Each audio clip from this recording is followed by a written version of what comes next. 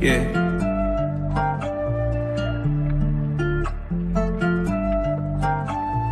Swooping in just like a hawk, transiting on a pick in the park. Yeah, swooping in just like a hawk, transiting on a peak in the pond. And one baby that's far from a flop. Stay from Marina, we blow out the top. DeAndre 12, he just like a cop. Lockdown D, get it still in the block. V got that vision, he passing the rock. Trey up from 30 with 12 on the clock. I hope your best player got really good handles, why? Cause he might get swiped by Daniel's eye. Told him don't leave both get open wide. Cause he jump away like an ocean, yeah. Chillin' on the fat break, scaring down. But you can't leave open garrison.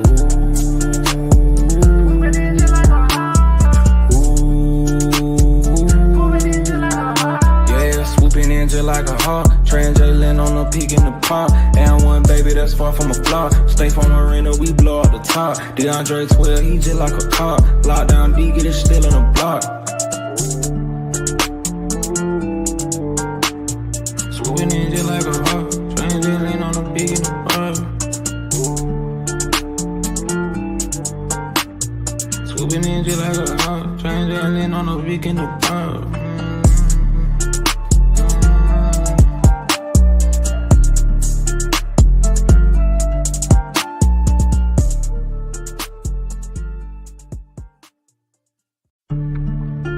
Yeah.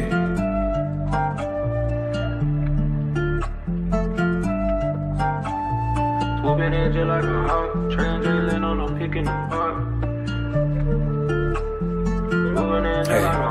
Yeah, swooping in just like a hawk, transiting on a peak in the pond. And one baby that's far from a flop. Stay from Marina, we blow out the top. DeAndre 12, he just like a cop. Lockdown D, get it still in the block. V got that vision, he passing the rock. Trey up from 30 with 12 on the clock. I hope your best player got really good handles, why? Cause he might get swiped by Daniel's eye. Told him don't leave both get open wide. Cause he jump away like an ocean, yeah. Chillin' on the fat break, scaring down. But you can't leave open garrison.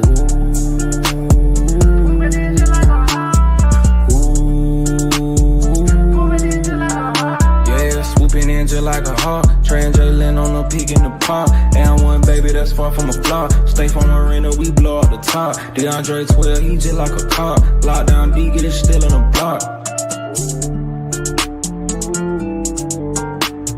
Swooping in just like a hawk, transiting on a peak in the pond. Swooping in just like a hawk, transiting on a peak in the pond.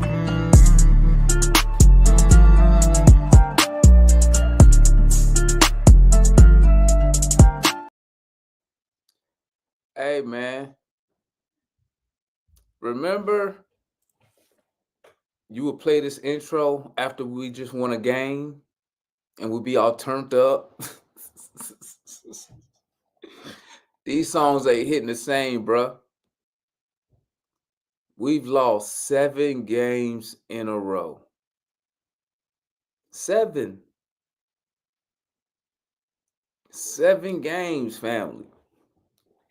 We went from, bruh, 2 weeks ago, we was flying high 2 weeks ago. Turn it up 2 weeks ago. It's crazy how fast our season changed, ain't it? Just that fast, bro. That fast, dog. 1 minute we are here bumping some jams. The intro come on, hey, bro. Now we can't, bro. 7 in a row. It's crazy, bro. We out here looking like we the Wizards. I ain't even gonna hold you, man. Listen, bro.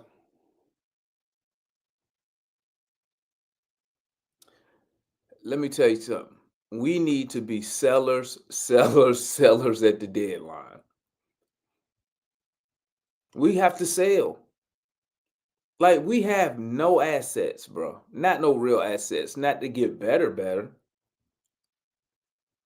I mean, Hunter, Bogey, Hunter, Bogey, Clint. Who? I mean, bro, we are like one thing. You know what I learned about the Atlanta Hawks, man? You know what I learned about the Hawks? We gonna find a way, bro. We gonna find a way not to win. I learned that. I learned that. I ain't never seen a team, bro, who according to some was gonna win 47 games, right? According to some, 47 games, um, get one injury, and the season, your season shot, go on a 7-game losing streak, go from the fifth seed to the ninth, 10th seed, and then you don't even have control of your own first round picks for the next 3 years. Oh my lord. Oh my lord. I don't even know what should the Hawks even do, bro. What should they do? Should they just ride it out and try to get youth, or should they try to package somebody up and go get some make some big trade? What should they do, man? Like we can't tank, bro. We can't win. Like, bro, that sucks. That sucks. We can't win the games and we can't tank. Man, listen, I don't know what they're gonna do, bro. I don't know what they're gonna do. Are they gonna get Brandon Ingram? That what they're gonna do? What does he solve? What does Brandon Ingram solve? Is he gonna be? Is a trading for Brandon Ingram? Is that to help this season right now, or we looking for him to do something next season? Oh, don't you gotta? Oh, you gotta extend him, don't you? Brandon Ingram do a contract, ain't he? You gotta pay him, huh? You gotta pay Brandon Ingram. So if you trade for him, how much you giving him? How much you giving him? Cause I heard he looking for some major money. I heard he looking for some major paper. We gonna pay that? We gonna pay that? Or we gonna trade for a guy who can just leave? Bruh, why would you? This is I told y'all.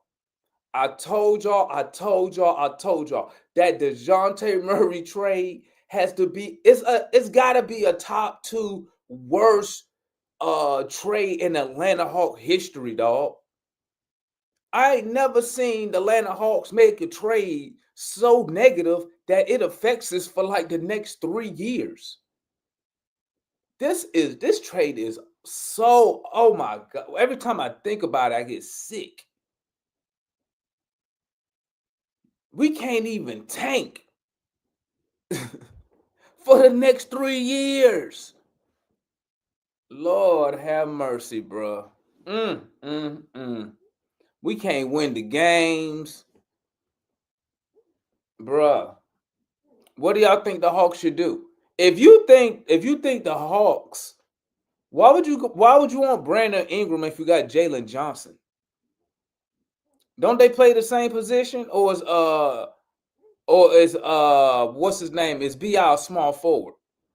Bi not a small forward, is he? So who going to the bench if you trade for Brandon Ingram? Who y'all putting on the bench? Southside said, "I'll take Ingram. I don't care." Who going to the bench, Southside? He played both. Okay, well, who going to the bench, Rashad? Somebody got to go to the bench. Who y'all putting? Zach? Y'all gonna put Zach on the bench? Y'all gonna turn the number one overall pick to a 6-man?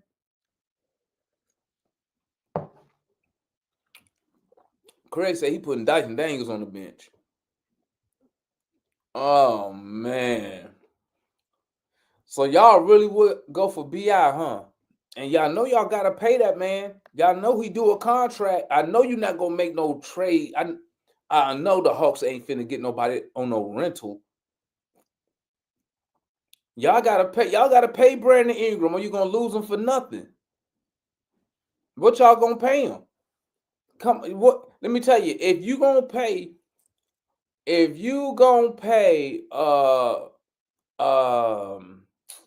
what's his name? Bro, listen, you gonna get that man that $40-something million he want, bro? Why would you do that for him? The season is shot, bro.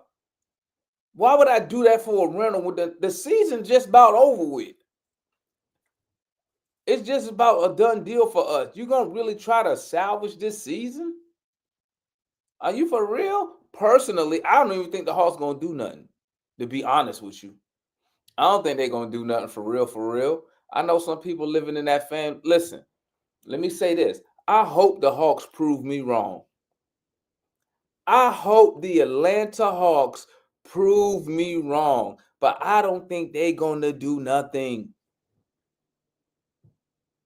And I know you probably like, why you think that, Demond? Because we never do. We never do. So I mean, hey, if it happens, it happens. But you know you trade for Brandon Ingram, you got some other questions you gonna have to address. Like, I mean, y'all gonna get this man $200-some million? Is that what he owed? I think the homeboy Craig said he gonna be he looking for 200 million. Tony Russell gonna pay that? And you got Jalen Johnson money kicking in? And you got Trae Young 40 million? Tony gonna pay that? Y'all believe Tony gonna pay that man 200 million when he look at that salary and he see 40 for Trae, 30 for Jalen, and then he gonna look in the win-loss column and see 30 wins?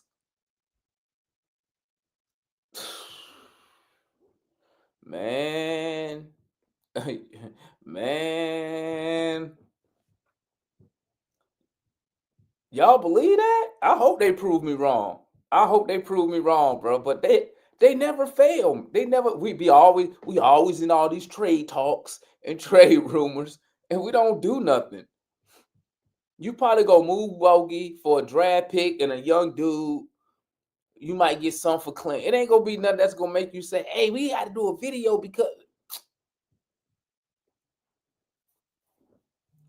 I mean, hey,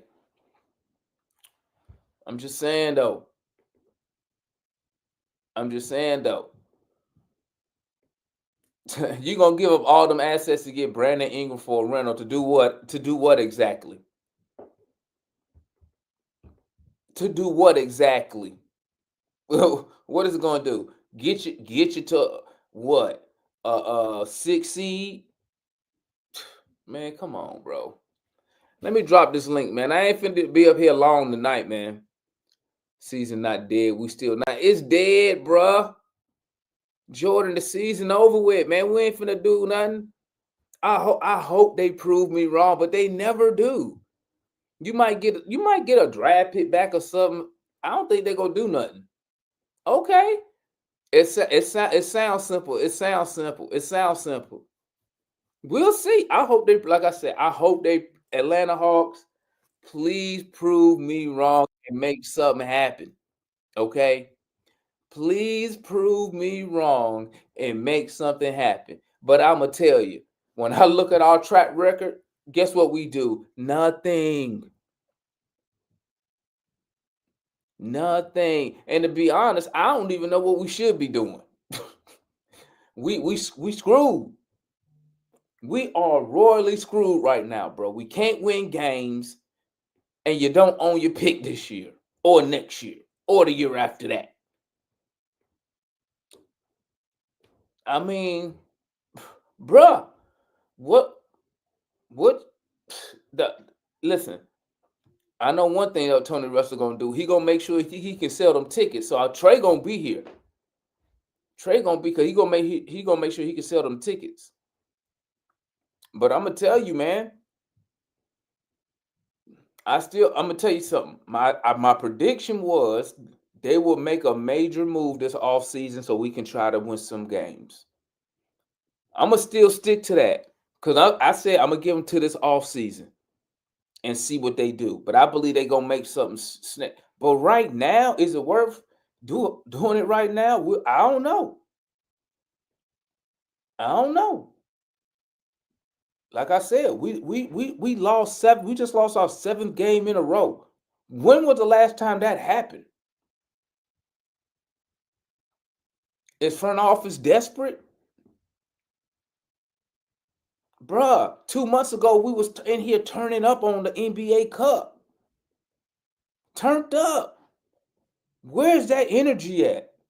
You telling me we lost all that energy from one guy?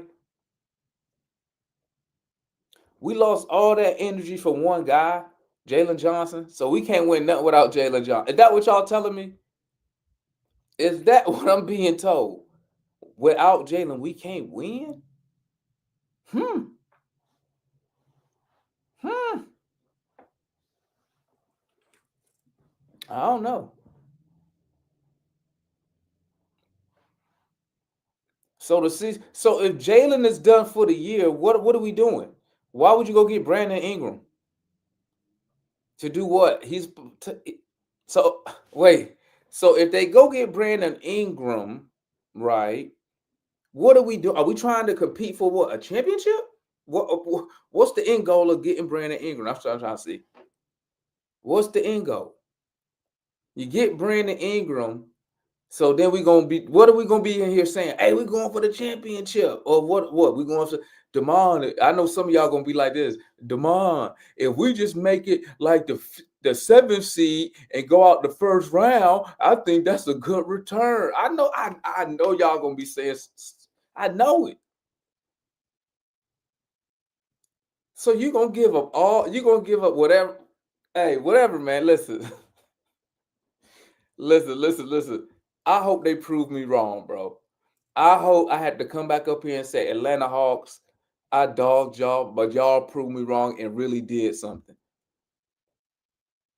I'm telling you, man. I'm telling you. But you know, like I know, what does the track record say? The track record say we don't do nothing. But then your other question is, should we do anything? Should we just ride it out and just? But never mind. We can't ride it out. We don't got our pick. Man, we screwed, bro. I ain't even gonna hold y'all. We are screwed. You know what I'm saying? Shoot. What's good, Foot? Let me go and drop the link, man. I ain't gonna be in here What's up, long man? tonight. Hey, man, I'm just laughing. We're gonna drop this So, link real quick. Y'all come tap in with me, man. We're gonna be up so, here. so, so, so I guess you in here because of what you were hearing on that little chat. Yeah, and just on Hey, you Twitter. see, hey, man, you see that, man? What sense does it make, bruh? I mean, they literally you got folks literally talking about replacing Jalen Johnson with Ingram like it's going. Oh, that'll put us in, bruh. I don't need so much no more because they get mad at me because I tell the truth. I'm trolling. You know what I'm saying? Yeah. Hey, let these four again. They're proposed to trade, give them the number one pick. Give them a sack pick, trade Clint and Bogey, just get Brandon Ingram, who's on another spot. Like, what the hell? You gonna give away a pick just to do something that you already gonna be doing without them? But the reports out there by credible sources did not say that the Hawks are going to give a pick. So I can't hear you, man.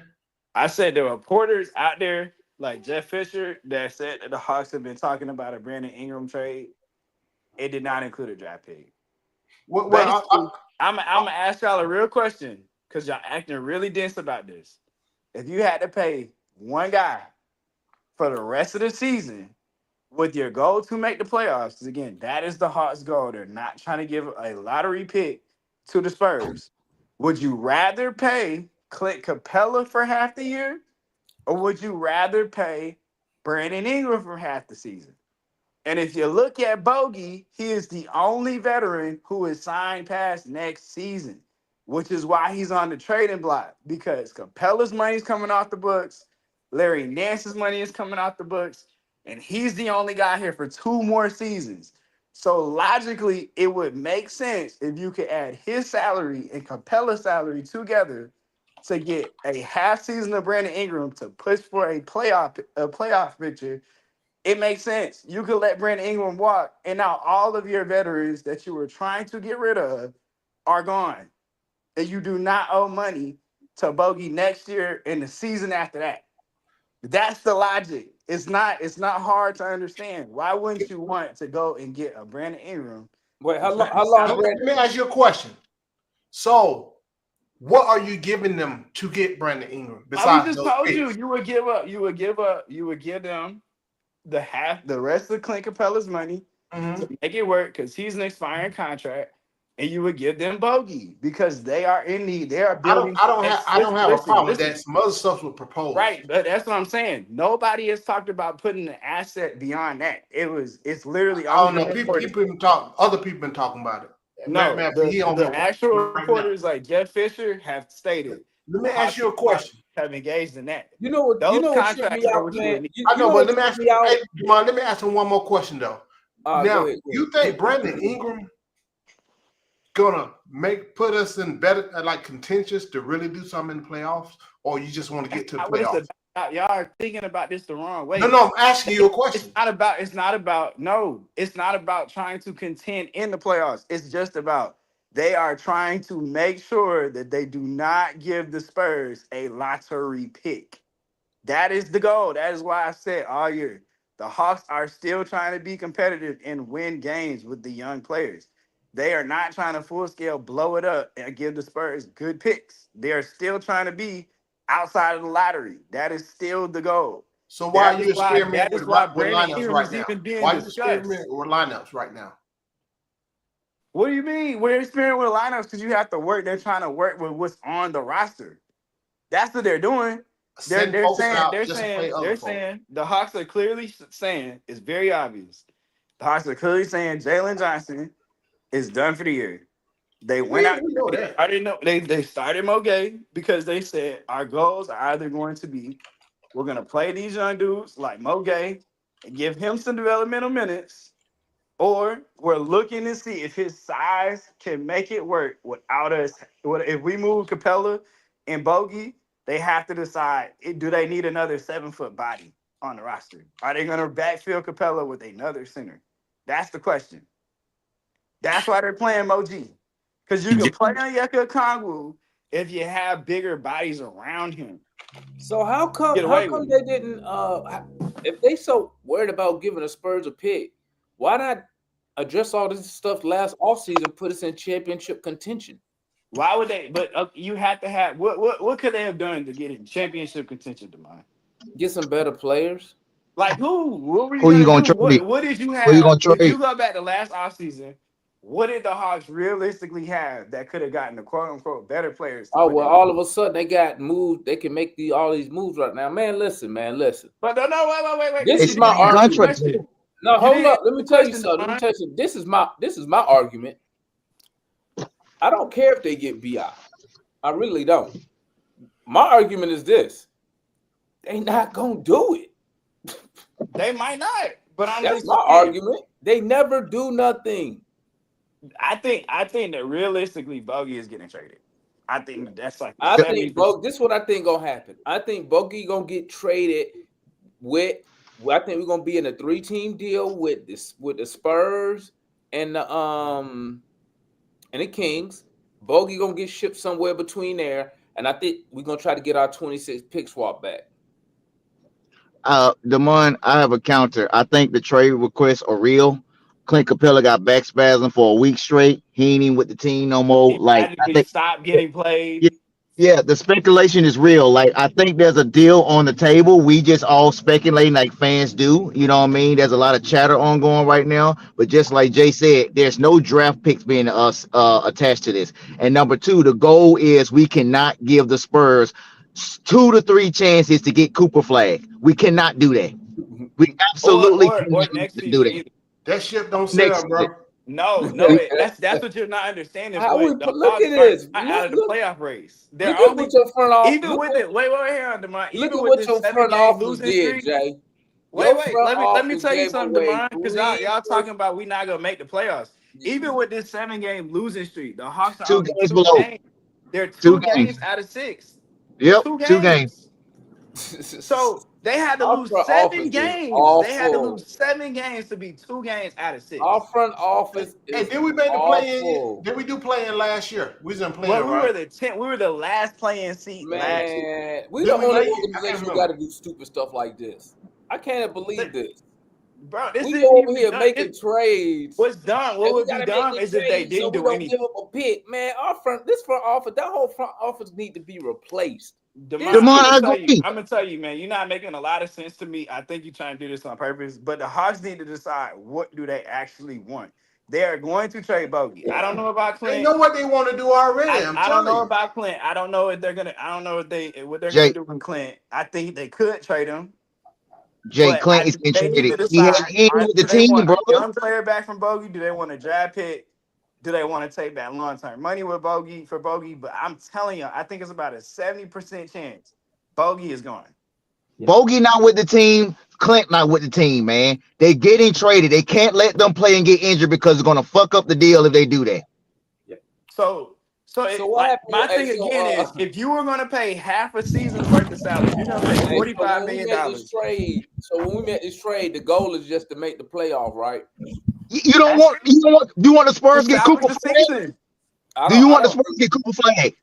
We don't know what they're gonna do. We don't know what they're gonna fall into. But we're telling you, if we become a lottery team, they're gonna have 3 chances at the #1 pick when they do a lottery pick. If the Hawks miss the playoffs right now, I'm gonna tell you how bad it is. If the Hawks miss the playoffs in the East, their pick will be guaranteed to be in the top 10. Thank you. Like you're guaranteeing. Like, it might not be super flag level, but like right now, if the Hawks missed the playoffs, if they actually missed it, being the 9th seed in the East, it would that pick would be like the 11th pick in the draft. And the Hawks ain't thinking about that. So they're only a handful of losses for giving a team the 8th overall. Listen to me, Jay. Listen to me. Pick is sell. Listen to me, man. Listen to me. I don't care about where our pick lands. It's not in our control, man. It is in control. No, it's not. If you win games, you control where the pick lands. No, you do Yes. not. Bro, we had the #1 true. pick last year. We had the #1 pick last year. Dude, okay. Come on. DeMar. If you make the playoffs, if the Hawks make a move and they make the playoffs, does that not guarantee that the pick is going to be top 15? The Spurs got our pick. Get over it, bro. Listen to what we're saying. You're making moves, man. Come on, man. Hey, let me put a different perspective on this. So we scared somebody we scared because our pick gonna land in the top 10. How about this? You shouldn't have made the deal to begin with, idiot. Okay, but do you want to make a bad deal worse, DeMar? Is that what you're trying to do? Let me get a different These perspective dudes jumping through hoops so the team don't be a lottery. You should have did it in the off season. All right, now you want to sit here at the trade deadline and jump all through these loops over a draft pick. Yeah, that's funny.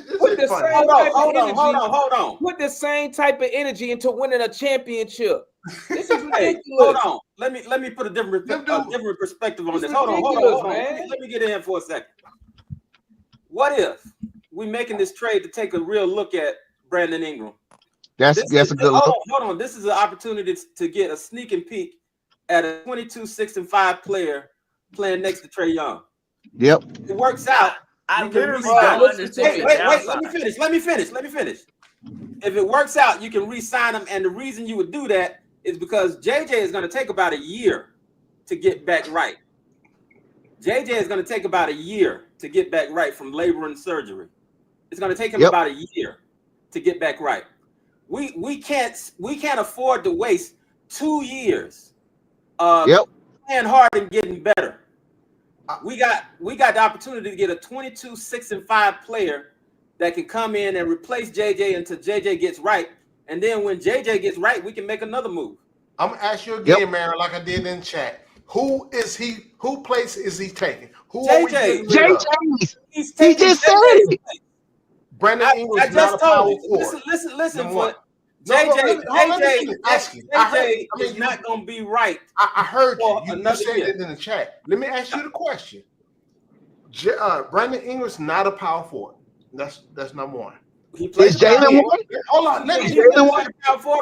When JJ comes back, who position is he going to take? Dyson, Zach, or whose place is going to take? He's not a point guard. He's not a center. So whose place he's going to take when JJ is back? That's what would be wrong in that situation. But if you moved a guy like Dyson Daniels to the bench. No. Ask my. So you gonna move Dyson Daniels? Well, but I'm just saying I would figure look that at out. What you got though, Foot. I guess what we're saying to you, Foot, is what we're saying to you, Foot, is like those are good problems to have if you're building a winning team. Yep. Thank you. I would rather figure that problem out than not have that problem at all. Exactly. So, like Marion said, we don't. JJ come back with half a year. You got Mo G.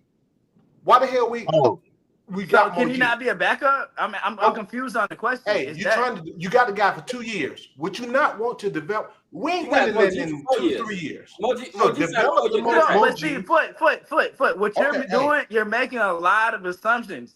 The whole point of we all are making assumptions. Listen what we're saying. Listen what we're saying. I'm coming back. I'm in the house. I'm coming back. What we're saying is those guys can still play when Brandon Ingram is on the team.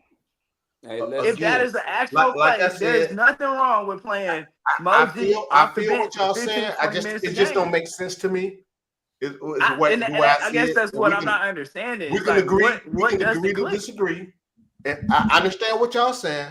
I just feel different. That's all it is. What I'm saying. All that talk y'all doing, I don't think the Hawks finna do nothing. I think the Hawks gonna probably get a couple draft picks back, and that's gonna be it. I mean, listen, like I said at the beginning, I hope they prove me wrong. I just don't think they're gonna do it. They got a track record of doing absolutely nothing, given any circumstances, and they show it to you time and time again. So if they do it, hey, good job. But I don't think they finna do. You finna get a couple draft picks back. That's what I think. If they do that, I'm still okay with that. Can I say something? They just can't do nothing. That's the point we're all saying. Whatever they have to decide, what do they want to do? If they want to move, it ain't like that. Why they have to do something? They don't care about that.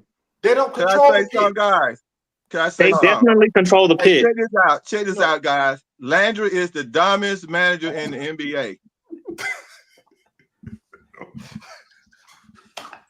This offer, believe it or not, I don't know if y'all heard me in the beginning of the year, that offer for him to, in the rumor of making the trade for BI and getting Sarr as the center and trading Clint Capella and Bogey or Hunter in that package with BI and Dyson Daniel and a pick, he didn't take it. That was the offer. So I'm telling you, like what DeMond said, we have the dumbest manager in NBA. He don't know how to make moves, and he ain't gonna know how to make this move either. Now, Bogey gonna be traded, just like we say. He probably just gonna go get some picks for him, or he gonna get some trash for him, or he don't know how to make moves. I would take the pick for Bogey. I'll take the pick. I'll take the pick. All I'm saying is this: if the Hawks again, if they want to get picks, I'm okay with them getting picks. Want to put guys together and get a play. What I'm telling you is this, Jay. This is what I'm telling you. This is what I'm telling you, Jay. Because you come up here, you were very excited about the BI thing. No, I came up here to defend the logic of why they probably not going. Listen, they probably not gonna do it. I'm cool, and if they don't do it, they don't do it. I just want to make sure because I don't want you to be. But we know Bi is injured anyway. Well, but here's the thing, because I got Bi on my fantasy team. He's actually been cleared to play. That's the funniest thing about Bi for a trade. Look, wait, he hurt with you. Bi could have played. We finna trade for a dude already hurt. Yo, no, he hasn't. Mind. Wait. Bi hurt right now. Bi hasn't played since December sometime. Listen. Because again, I have Bi on my hyping this dude up like we finna trade and he finna start next week. No, Bi can play. I'm trying to tell you what it is. He was in the Brandon Ingram this afternoon. Woe did mention it. So sometimes when Woe mentions something, it can be more true than any other rumor that comes out. But Woe's not on. Woe's not. Listen, Woe's man, not even in the business no more. if the Hawks gonna do, bro, if the Well, Hawks I'm just gonna saying. do I know he ain't in the something, business, but I'm saying. But when he speaks, sometimes it's He didn't more. speak. It's His more name of a is truth attached than to a an rumor. article. listen, if the Hawks gonna do something, hey Hawks, if you're gonna do something, make sure the person can play. Okay, let's not get somebody already injured. So look, on BI, he got hurt in mid-December. He was supposed to be reevaluated after 2 weeks, right? In mid-January. It's been 2 weeks. But that's what I'm telling you. The Pelicans have not reevaluated him. He's actually healthy to play. He's just Why not. he ain't playing? They are trying to trade him. Man, the best thing that can happen is Landry. The same If I reason wake why up and hear Bogey's not Landry got playing. They fired, don't want him to get hurt. that'd be the happiest day of my life. When Landry get fired, before we make any moves, if I wake up and hear Landry has got fired before we make any moves, and then let the new manager come in and make a decision whether he's gonna stay with Trae Young or what other picks he's gonna get, and we can go from there. Other than that, man, long as Landry our manager, yeah, y'all don't. That dude history is terrible. Okay, moving on. What up, guys? What up? What's up? You know what? He might be one dude. Now I like Brandon Ingram too, but he'd be a dude to make that deal and probably give away some more first round picks. Dude, I'm trying to tell y'all, the Pelicans are intentionally not playing Brandon Ingram. Hey, this might be happening, Demond.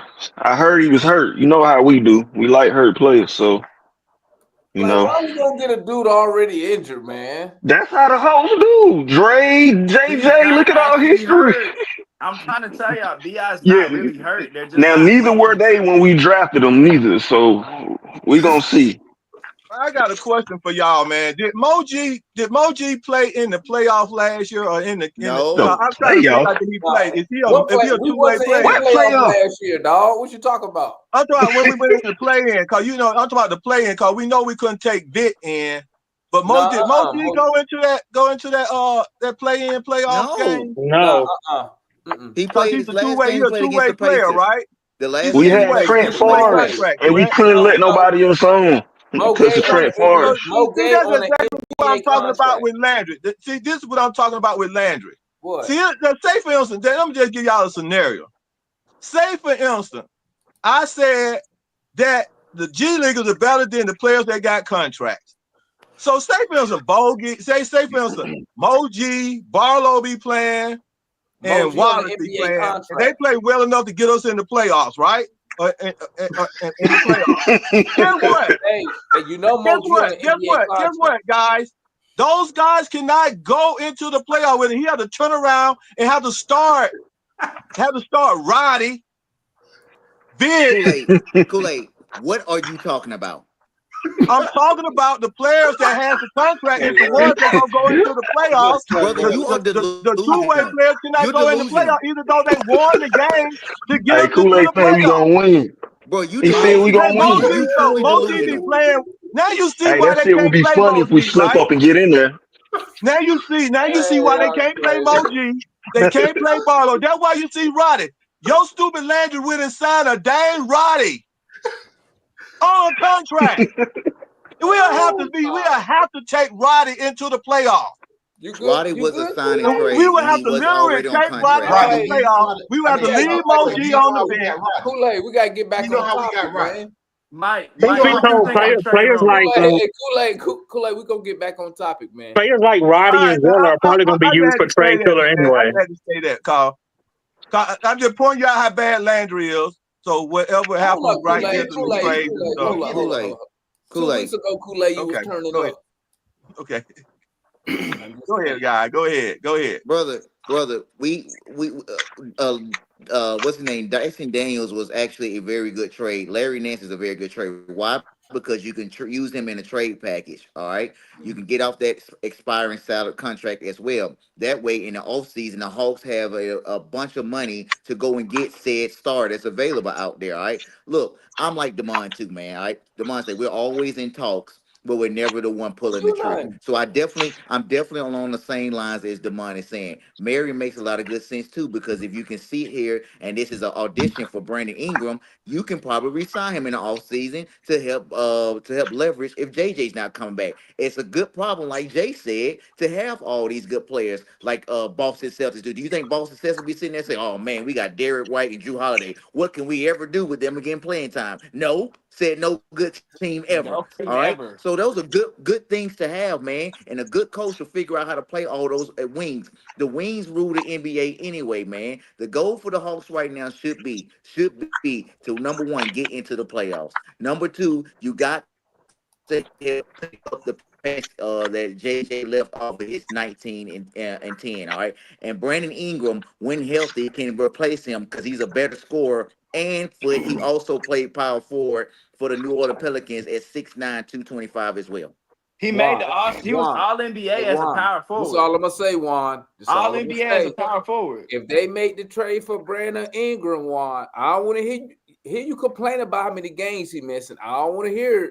Brother, I know he missed a lot of games, Damon. I know, but he's been saying, healthy for the last couple weeks. You're gonna be like, man, he done missed his second, third game, man. But Brandon Ingram is an unrestricted free agent at the end of the season. If you talking about auditioning him, you need to extend him after the end. We'll have his bird right foot. We will have his bird the only thing that doesn't really make sense. The only thing that really doesn't make sense about the Brandon Ingram trade is JJ's contract kicks in next year. So I'm wondering if they'll re-sign Brandon Ingram with JJ's contract kicking in. Because you know Tony ain't doing that. Tony ain't doing that luxury tax shit. Way. Like, but you get if you had to pay a half season worth of salary. Everything Warren and Jay is saying is logical. And then, but is it going to happen? That's the point. It's very logical. Everything y'all saying is logical. I wanted Brandon Ingram in the beginning of the season. It is very important to understand Brandon Ingram can play. He can actually play 2, 3, and 4. He can actually play 2, 3, and 4. He'll be a big 2, and he's a good catch and shoot guy at the 2. And you can mix and match those guys, and Brandon Ingram will be that other player that would be really good for Trae Young, because actually he really shoots better than DJ, as bringing him on with Trae Young. Trae Young, having him as a setup guy to score off the ball when Trae Young is being trapped in front of it, he could take over the game by himself. Also, he would be a perfect guy for Trae Young getting caught off the trap and kicking out to for a closeout shot game. He'll be perfect. He'll be perfect as a player. But the point is, it comes to, can your dumb managers see all of that? Okay. So here's the thing. If you had to pay a half season's worth of salary for expiring contracts, would you rather pay Clint and Larry Nance on this roster, or would you rather just move them for Brandon Ingram and try to flip Bogey to like a team like, Phoenix, get Nurkic in the pick back? Why you can't use Nance? Why wouldn't you do something like that? You can't use Nance, Jay. You gotta use Bogey. But I'm just saying, even if it's Bogey, if you're trying to get money cleared off the books for the offseason and pushing, again, Nance comes off the books this year. Capella comes out the books this year. Yep. You got to understand, we still can package Colazella into a package. That's what Colazella is held for, to put together a package. Coming off the books, right? We can all look at this and see. They want to move Bogey so they can clear his salary off of the books with all the other veterans. If you can do it and get a guy like Brandon Ingram, why would you not make that deal if you're the Atlanta Hawks? I'd make the deal, Jay. I'm just saying, it's like you said, if we do get Ingram, it's a rental. That's it. Because he ain't coming back next year. He might not, but guess what? You just got moving off of these expiring contracts. No, I get that. I'm cool. I'm cool with that. I'd rather have Brandon Ingram over Capella and Bogey. Okay. All right. So what you saying? You want to keep Bogey when he's 33 what years don't old? make sense? No, that ain't what I said. Don't mix it up. Why you over here with all this laughter and these hand movements? So what don't make really sense? saying is that Bogey is a tradable contract, right? His contract is tradable, right? Number one, Clint is falling off, right?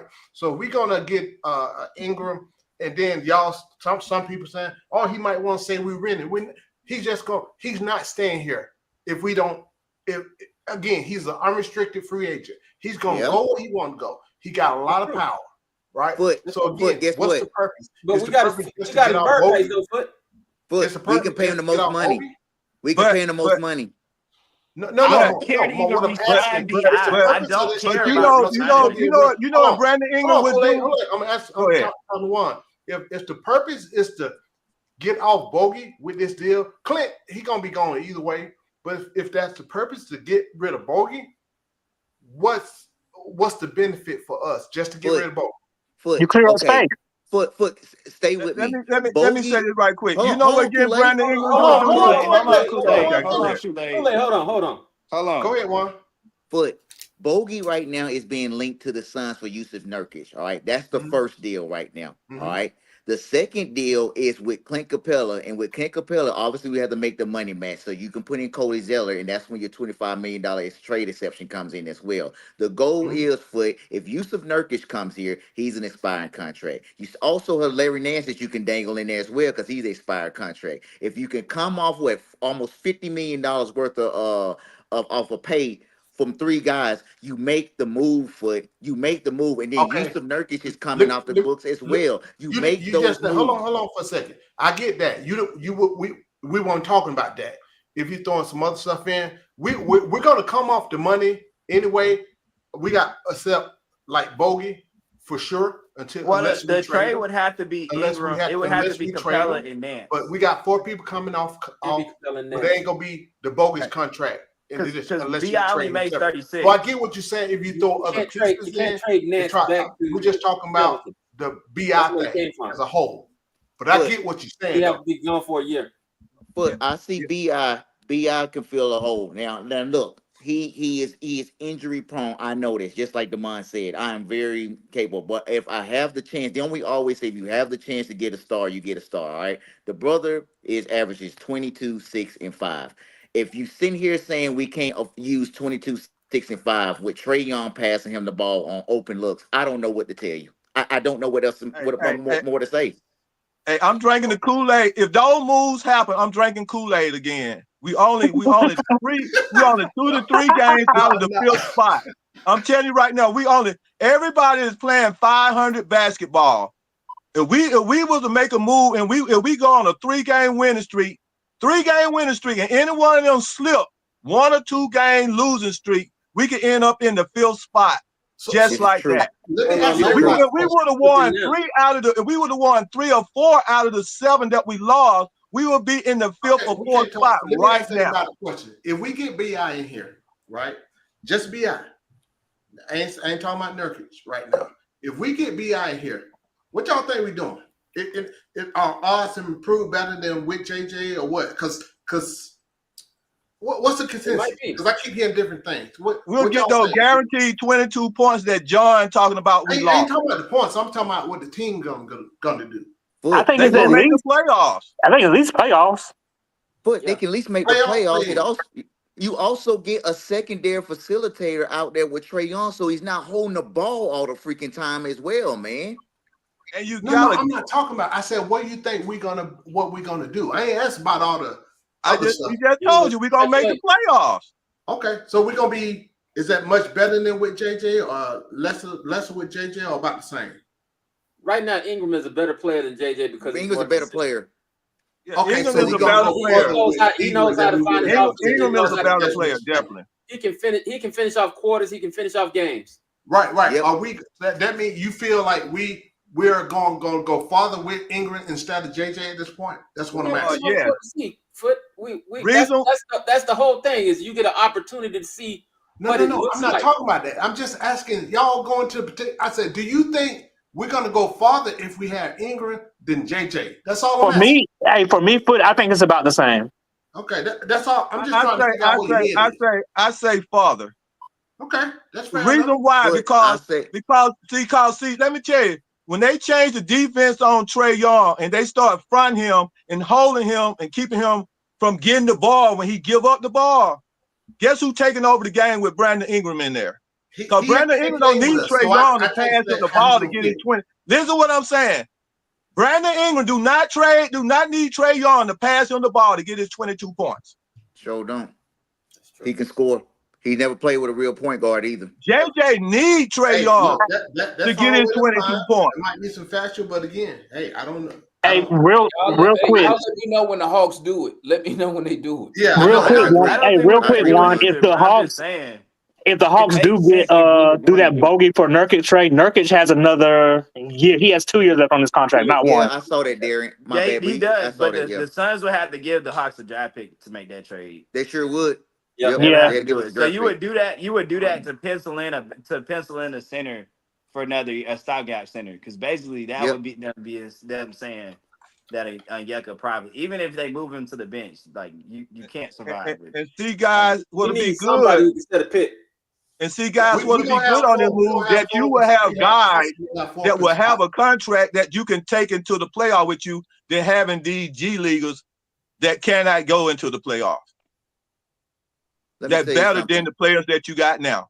Let me tell you something. Look, I'm on the BI train. I'm on the train. I done hitched my wagon. All right. I want them to pull this off. But like Damon and the rest of y'all said, all right, we've always in talks. If they actually pull this off, it gives us a glimmer of hope, man. You get your 4 wings back. You got not JJ. You got BI, you got Hunter, you got Zach, and you got Dyson. You got your four wings that are 6'8" and taller. They can go out there and they can guard the perimeter. All right. You get Yusuf Nurkic, you get a 7-foot. I don't like Yusuf Nurkic, but because he's like a spin image of Clint in some sorts, and he's also declined athletically way more than Clint, but he's 7 feet and he brings a little bit of attitude to there. You know what I mean? So and he can set a pick. Good guy.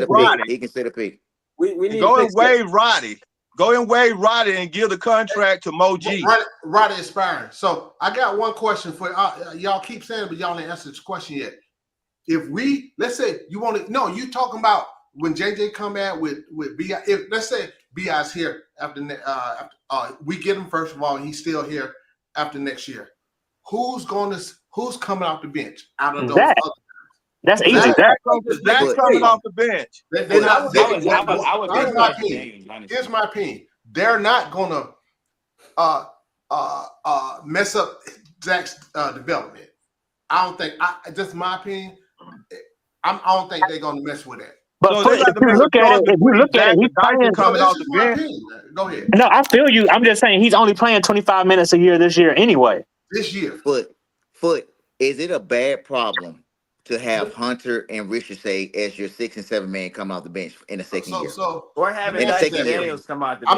I'm not talking about if it's a problem. Now, I'm not saying it will be a problem. I'm just saying I don't think they're gonna put him on the bench. That's all. But I'm not saying it's a problem. I can see some logical. I can see some being logical in that standpoint. However, if you are able to get all this in your hands, I will hope they will figure out that you have 5 good wings on your team.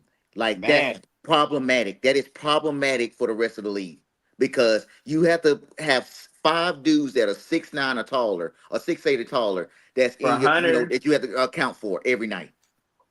That's essentially Boston Celtics. Let me get in here for a second. I'm not disagreeing with that. Let me get in here for a second and answer this question also. So my thing is though, Foot, you can always start out Yeka Congo at center if you have like those kind of size players next to him. Like you need a Brandon Ingram in the above. What I'm saying is that I'm not going against what you're saying or what nobody's saying. I'm just saying I don't think it's gonna happen.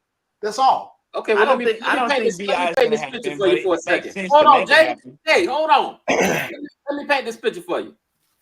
Let's say we do have that problem that we have all of those wings and JJ comes back. And we put JJ in the starting position and we put Zach on the bench. Think about it for a second.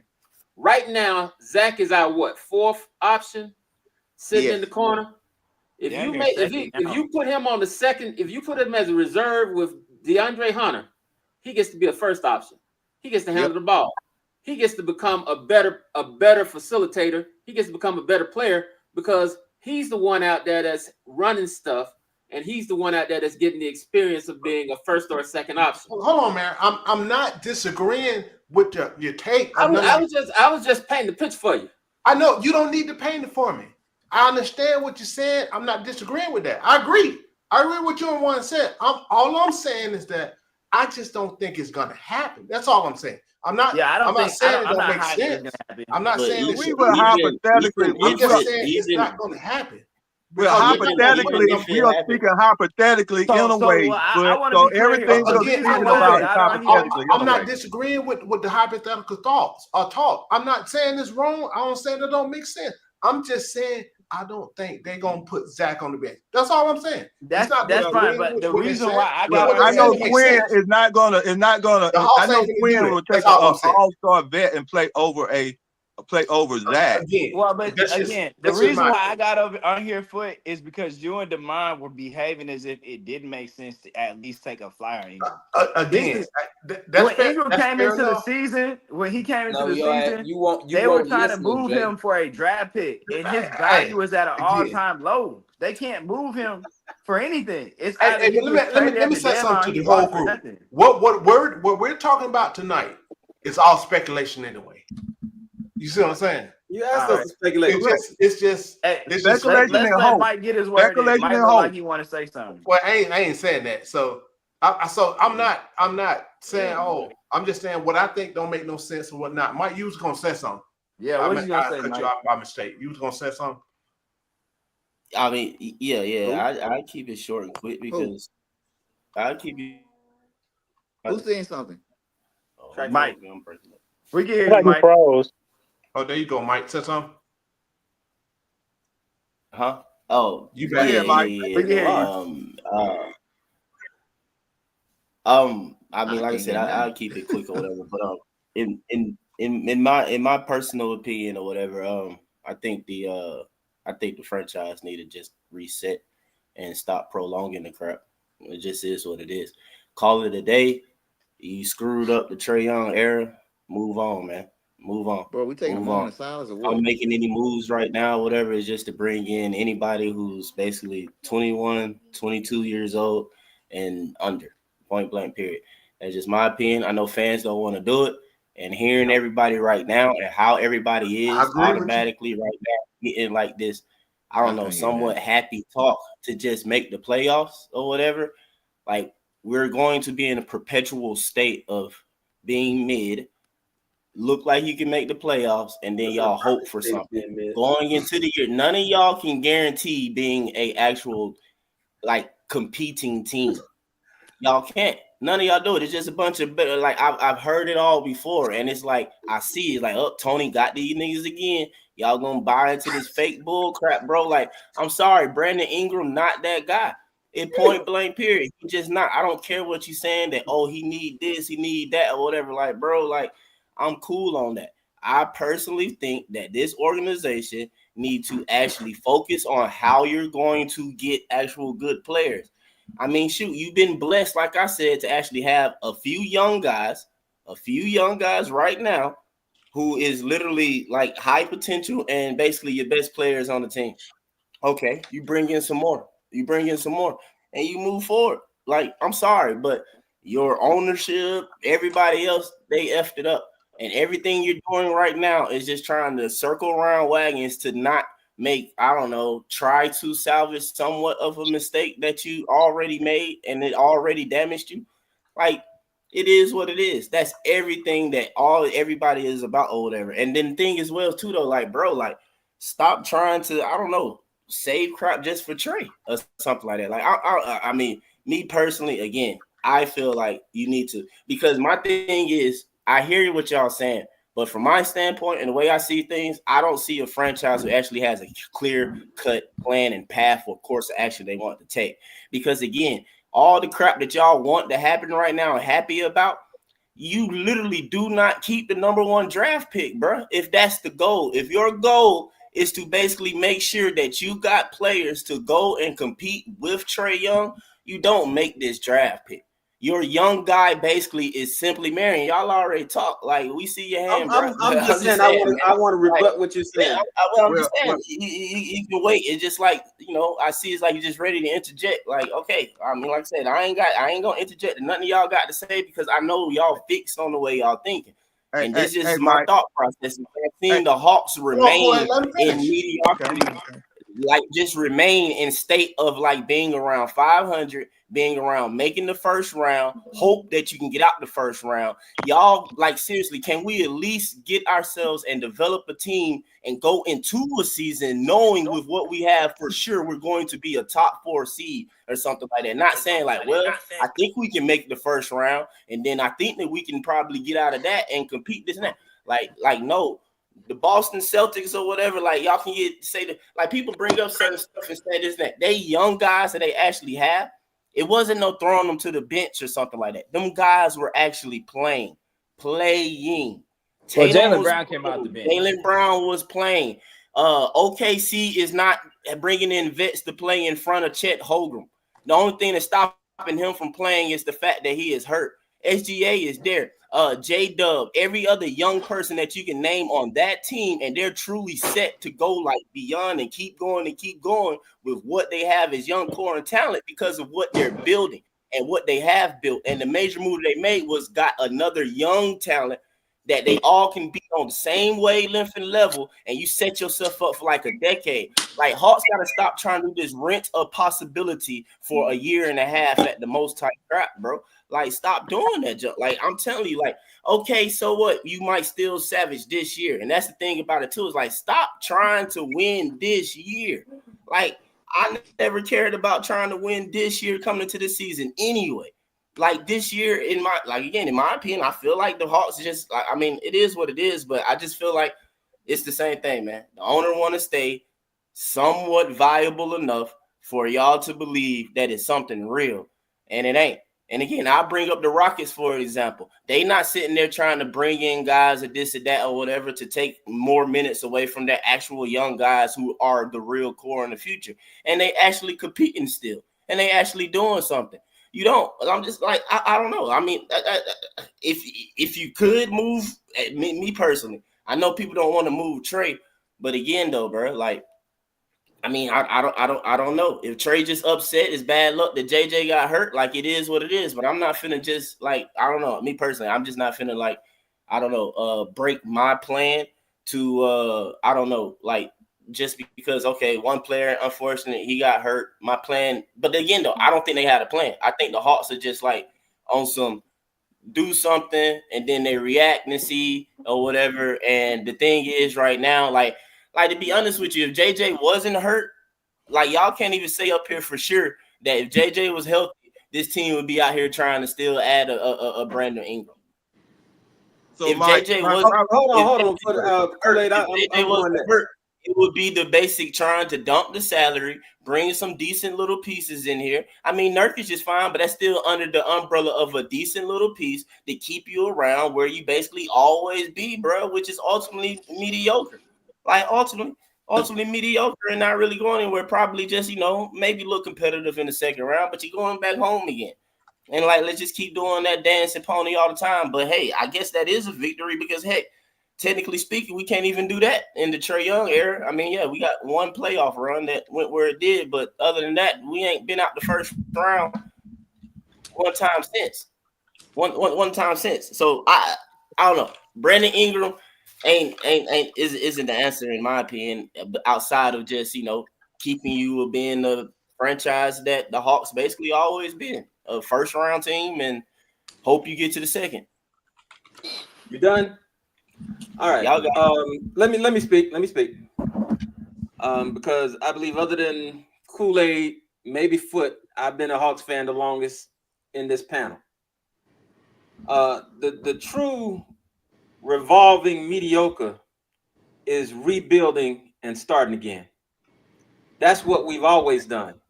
You're talking about the thing that makes us get happy. I think for 4 times already, I've gone through these rebuilds where everybody said, "Oh yeah, we're gonna start off with a whole bunch of new guys." Hold on, Matt. Hold on. We're gonna start off with a bunch of new guys. We're gonna blow it up, and we're gonna come back, and we're gonna pick draft picks, and we're gonna get free agents to come in, and we're gonna be better. And then we end up going up and getting some sorry jokers who can't do nothing. I never mentioned making bad draft picks. I didn't go through the draft picks before with everybody. You can look over our draft pick record. It has never turned out to be what we thought it would be. We can't bring in free and agents. I told y'all before that you've already drafted better than your entire history in a 10-year window. In the last 10 years, you have already drafted more Mike, you better sound like than you your have more entire confidence history. in Landry than I do. You're scary crap. I didn't And say a your word when you franchise talk. have never they never actually rebuilt. Everybody sat here quiet while you talk. Why you Yeah, but you already talked, so that was my first time talking. So that's why I asked y'all not to say a word. What you're saying, and you want to bro, interrupt now. whatever, bro. Y'all sound like some scary fans, bro. Your franchise never actually rebuilt. Mike, you got more confidence in Landry than I do on a rebuild. We did when we got Trae Young. They never done. Hey, Mike, Mike believe in Landry. Hey, Mike sound like he believe in Landry. Wait, Mike. I'm just saying though, the proof is there though. He's literally drafted better than your entire franchise within the last 7 years. Name his draft picks, Mike. Name his draft picks. Ain't none of his draft picks playing right now. Ain't nobody said only draft. I didn't say only draft. Wait, I have a question for Mike. I'm gonna make it easy. We not winning there for the next couple years. Listen to what I'm saying though. I'm saying as well, bring in young guys, not Brandon Ingram. Example, right now, I'll give you an example. This is not a person I'm saying to do. I'm saying an example. Example is, say, a Jabari Smith, who is just 21 years old, still young, and has potential, and lines up basically along with a JJ, Dyson, and Zach. I'm saying screw all that other crap or whatever, and time to move forward. Your core right now, your core out of all y'all mouth is what? Trae, JJ, Zach, and then Dyson. So basically, if you did move Trae, that's only one person from your doggone core that all y'all would claim that you got right now. So it really ain't like a huge blow up. And I'm saying again, I ain't saying trade them, kick out of here for only draft picks. Yeah, it'd be a little bit of draft picks, but you get young guys in here. Like you the just goal like is basically, do you see OKC? We get to get a 22-point game player. There's literally main core is all young guys who are around the same age. Well, Mike, this is like the Hawks. I'm tired of making moves to only get us to being a first round and maybe a second round exit. Yes, I prefer to go ahead and correctly go young and correctly develop those guys and allow them to play. And then in 3 years or so, look at a roster that I know that I got for the next decade instead of looking at some bull crap for a short window of hope. For a doggone a year and a half or 2 years at the most. That's stupid. For twice since 2000, the Hawks tore it down to the studs. They tore it down between 2003 and 2008. They won. They have one of the worst records in 2006 of all time. We can't worry about the past. The past. But listen to what I'm saying. This nonsense that the Hawks have never torn it down. Jay, you're too young, Jay. No, Jay, listen to me though. You're too young to even quote that season. That 13-win season, nigga. We had veterans on that team, and Antoine Walker, Al Harrington, Steven Jackson. We did not have a clear direction of young players to develop and grow. No, that was a horrible team. Okay, but Mike, what did they do after that? They brought in Joe Johnson. Right now. They built through the draft. They brought in Al Horford. They drafted Josh Smith. They drafted Marvin Williams. And what did they have to show for it? They got the team. They had the team that you're asking. That was good for 10 years. And they never made the conference. I know y'all hate to bring up 2021, but that mid-trade to go and get Lemon Pepper Lou was what helped catapult us into that playoff. It was that mid trade because we had Rondo on the team, and then he went and left, and we made that trade going on that year to go get Lemon Pepper Lou, the best 6-man off the bench. And don't y'all know, if y'all go back and look at Atlanta Access, that's in that game comeback, it was Lemon Pepper Lou that brought us back in that 76ers game. And we wouldn't have made that move, we wouldn't even been there. I don't see how you can. So did we? I feel you on the rebuild, but I don't see how you can rebuild if you don't have your picks. You don't need your picks to rebuild. Y'all keep how the hell? Look, that's stupid. That's really stupid. How do you not need your picks to rebuild? You still go home, y'all. Hold on, real quick. Explain to me how you're going to rebuild without your picks. Even with the Celtics, Mike, with the Celtics, They did not draft these players on their team by tearing it down to the studs. They just took advantage of a desperate Nets franchise It doesn't that was matter moving to what Brooklyn. other teams do and how you do it. No, Y'all the keep talking Celtics. about The how you Celtics rebuild, are how you literally change, how you nothing. do this. The Bro, Celtics are nothing without who I they got a question drafted to though. Foot and The Okay, Mike. but Mike, Celtics what are I'm Hey, telling you is nothing they did without can not I who ask draft this they those question? Hey, players. Mike drafted But and and Foot. allowed to Mike, Should build you're we They do didn't right. a But draft those rebuild with players with the Landry? Brooklyn picks. Should we They do this drafted them with the rebuild with Brooklyn Nets Landry? picks. Hey, I have no problem with what y'all saying, because if you do the They rebuild the didn't draft correct those way, players. They didn't draft Brandon Ingram it's the point is, and Jalen Brown with will their y'all own do the picks. rebuild with Landry, Mike and Foot? Can I say something right You quick? say what? Can I, Will you do go the ahead. rebuild with Landry, Foot? huh? Go Would you ahead, do the Mike. rebuild, Mike, with I'm Landry? not talking about. I don't care about Landry right now. I ain't. Kool-Aid, what Because are you see, talking about, that bro? the Like, what are manager you is talking about, very Kool-Aid? important What are in you making talking the about? rebuild. Because I don't let me feel like tell you you feel something. about Landry Because now. it's up to the manager to be in the position to make the right decision to go and get the players. Because sometimes you do the right rebuild and get the right players, it's no problem. you can't It's no rebuild without problem your when you pick. have the right strategy Please, Let to me do please, let that. me say please, something. please. Let You're me say. taking us away. Can I say Real something real quick, quick? Warren. Real quick. Mike. Look, brother. You laid it out eloquently. All right, you had a lot of frustration, and like it sounded like you had a lot of frustration just the way the Hawks organization has been going on for years and years, and that's and I totally, I sentiment with exactly what you're saying as well. You know, what I mean, I feel like when we take 2 steps forward, we take 3 steps backwards. With that being said, all right, I like to remind us that in 2021, 22, we had a young core. It was called Trey Young, JC, Herder, and Hunter. It did not go the way we thought it would go. And now we see the models of a OKC and who have repeatedly got lottery picks in the first and third. I mean, that's between 1 and 5th. I don't even know many people remember, but 3 years ago, the Houston Rockets lucked up and got what's his name, Chet Holmgren, and then the Williams brothers. Like that was the best draft, or they had the best first round in like many years, right? So that's number 2, right? They they have so many young good players on their team because their scouting department does a great job of going out and finding those players that's going to meet and help Shea, who is the cornerstone or the cog of their organization. All right. Trey Young has been the cog of our organization. All right. And yes, he has his strengths and he has his weaknesses. All right. And he has a whole lot of whatever else you want to add to it. All right. But that's who we build around him. Just like Houston is built around Sengun and Jalen Green. And just like OKC is built around Shea and what's his name? The thing Chet. that many people don't realize, check. Thing that many people realize, these guys have a plethora of draft picks.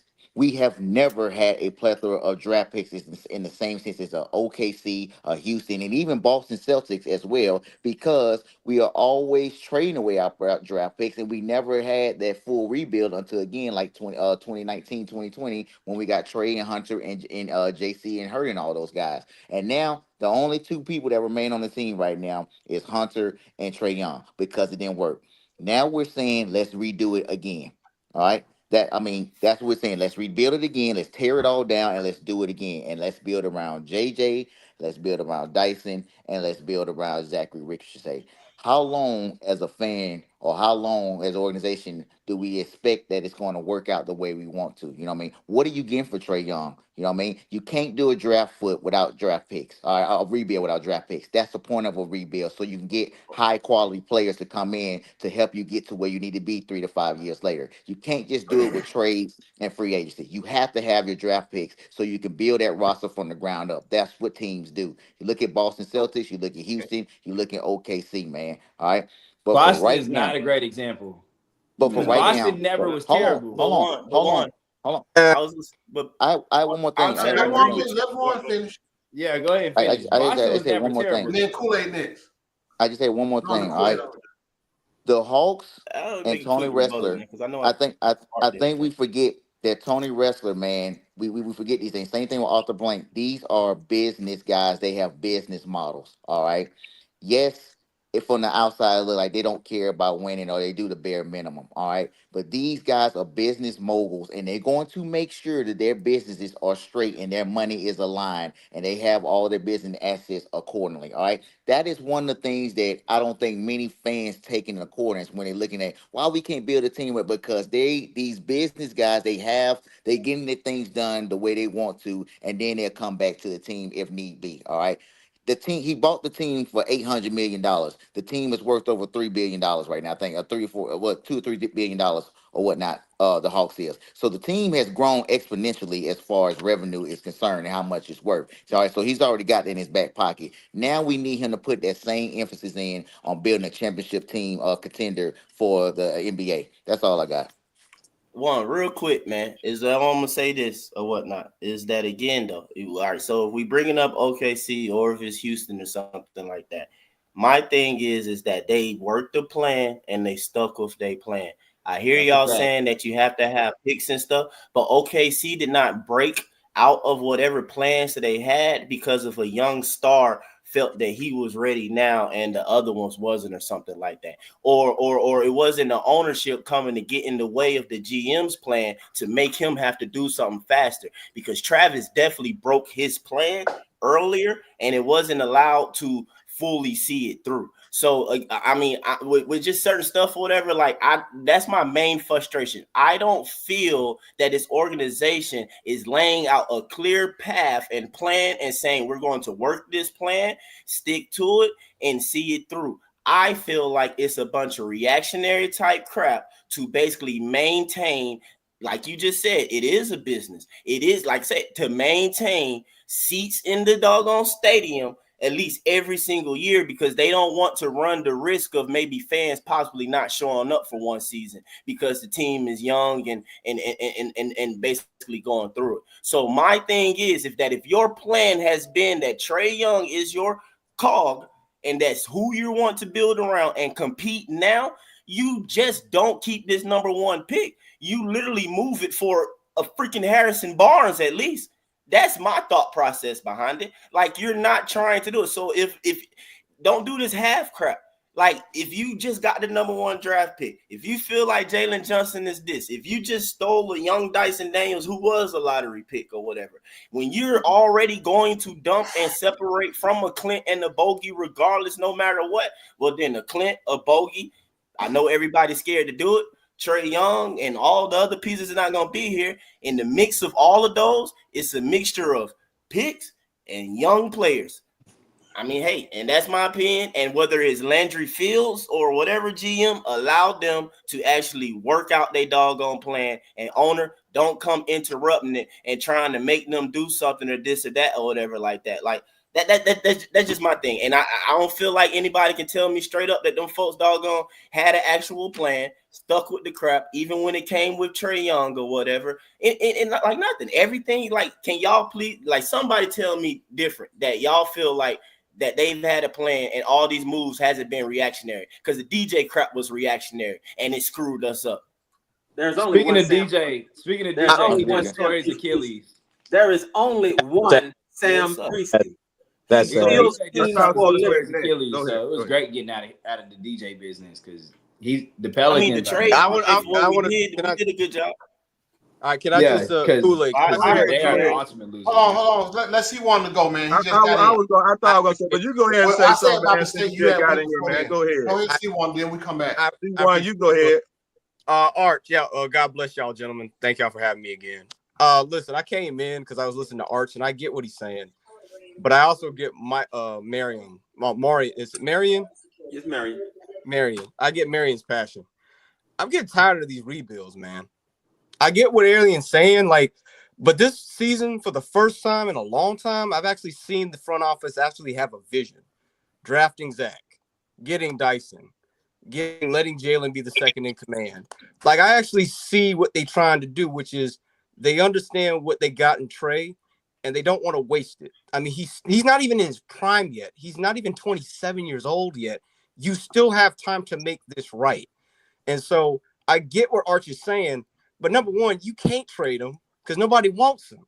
Everybody hates him. So no one really wants him because, number one, the CBA, he's got way too much money.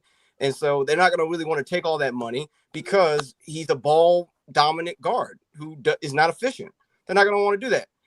You could probably call the Spurs and ask them, hey, could we get our picks back? But they're not going to want to do that. And the only person that I would want to get back in return is Stephon Castle, and he's basically untouchable. I get what y'all are saying, but Trey, and I know people are going to say, well, the minute he asks out, you depreciate his value. But I'm not giving Trey up a generational point guard up unless he wants to leave, period. And even then, I would say, what do you want me to do to help you stay? I'm serious. We're only 2 games out of the 6th spot, to Juan's point. We don't really, I get that we don't need to be reactionary, but BI is a placeholder. If he balls out, guess what? You can sign and trade him and get max compensation for him.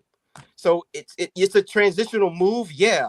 And that's what I see you. But bro, what else you want us to do? I'm sick and tired of these rebuild jump. We're not going to get a Trey Young again. We're not going to get a Trey Young again. I guess I'm the opposite. So I really don't have a problem. Let Matt go because Matt was in. Matt came in too. Hold on, Kool-Aid. Let Matt go. Go ahead, Matt. I mean, to marry Mike and Marion together. I mean, I understand both. I just don't. If Tony wasn't our owner, I would be with you, Mike. But I just don't think he has the patience for a rebuild. Like the first one was supposed to be 4 years or 5 years, and he stepped in year 3. And he's 7 or 8 years older now, so I don't think he has the patience for a rebuild. I just don't. I don't see it. So, not full scale rebuild. I don't see it with Trey.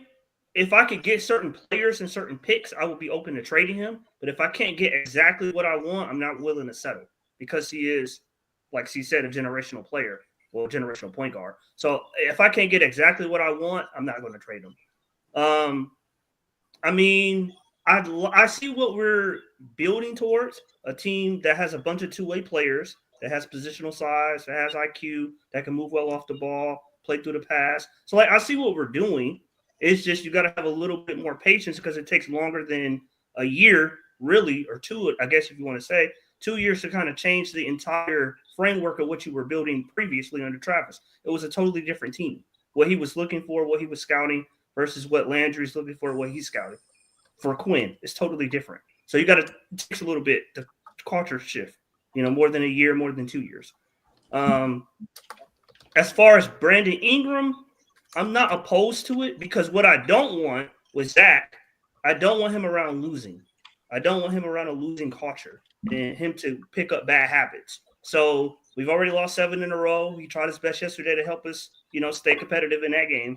I don't want to be in the position where he's around a team that loses 10 in a row, 12 in a row, 15 in a row. He's on a 15-win team, 20-win team. Because the thing with rebuilds, you don't know exactly when it's going to end. You could be like OKC, and you draft some really good players that's better than expected, like J-Dub. But you could also makes a giant leap in this game.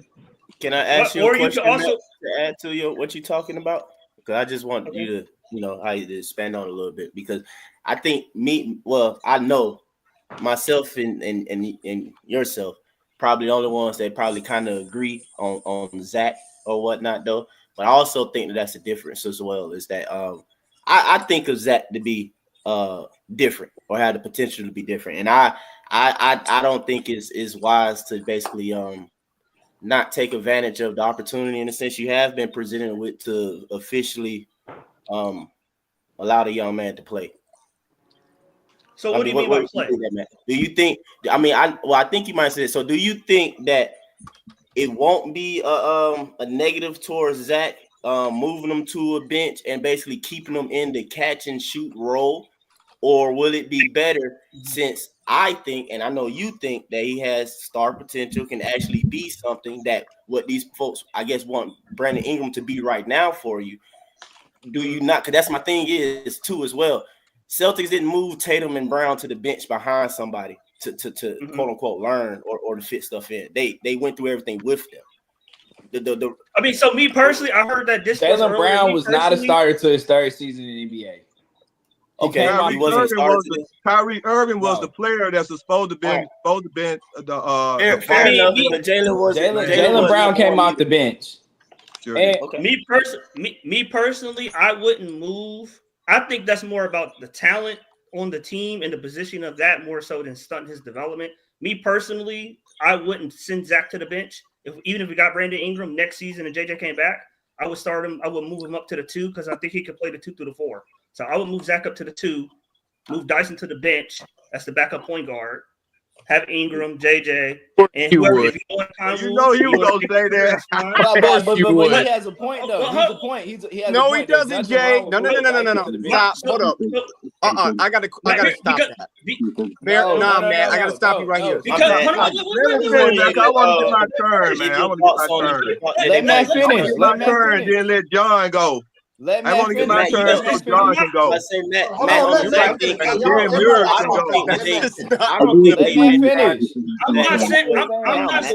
not saying that. Jay, hold on for a second. Finish, Matt. Yeah, I'm not saying that Dyson is John. I mean, Matt, I know you think Zach's gonna be a star, right? Because my thing is though, bro, like I don't know, that's annoying. Because I was annoyed coming into the season since game 1. I told you I don't like how they've been using Zach. And it's like we finally got a chance to where it ain't that deferring or something like that, or it's not knocking him down in the totem pole. We know he ain't getting more than 20. But here's my thing. You say that's the problem. That's why y'all want to get this other crap or whatever. If I put him at the shooting guard, if I put Zach at the shooting guard position right now, I'm automatically up in his aggressiveness at that shooting guard position. I wouldn't move. And then I think that's more about. I would move him up to. Okay, forget about Zach. Zach gonna make he'll maybe. But anyway, the point about starting Zach at the 2 is one at the 2 he's going to be a aggressive. Hold on. No, he doesn't, Jay. No. Somebody got to mute. Somebody got mute. Man, I gotta stop you right here. Hey, who got something playing in the background? Play back. I don't hear nothing. You finish, Matt. Let Murray go. Last point. Last 30 seconds. I put in Zach at the 2.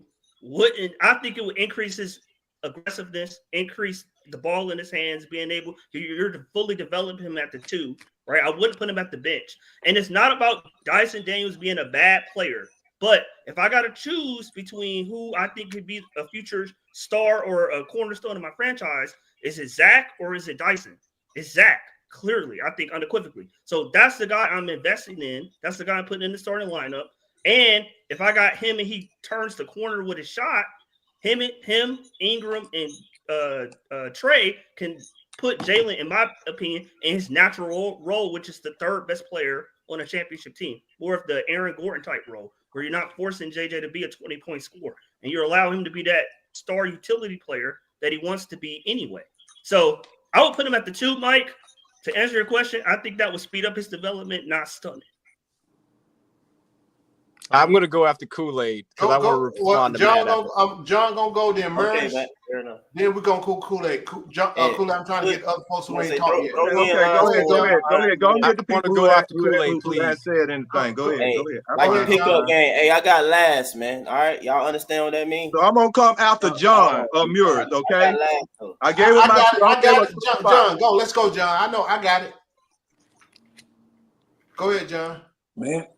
Man, y'all ought to try these lemon pepper teriyaki. At any rate, tell y'all something. Oh, before I start, man, Ryan Walker, those of you who know the Birdcage LLC, that plane that crashed in Philadelphia just missed him. Okay. Wow. Just missed him. He texted me earlier tonight and said, man, it's a madhouse up there because they still have fires and everything going on around him. But he's okay. Matter of fact, the impact blew out the back window of one of their cars. Damn.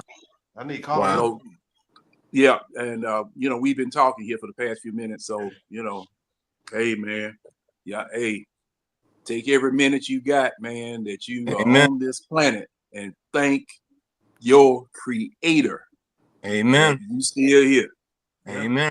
Shout out to Now, amen. Now, I would continue the church theme with the Hawks, but I wouldn't even curse the devil with these, Mickey. At any rate, listen.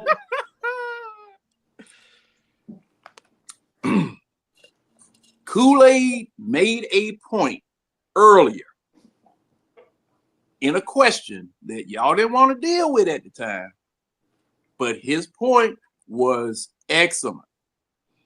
Do you trust the present people running this organization to rebuild it the way that it should be? I'm going to say no. I'm definitely going to say no, because they are responsible for the mess you're in right now. To Mike's point also, they're responsible for this mess that you're in right now.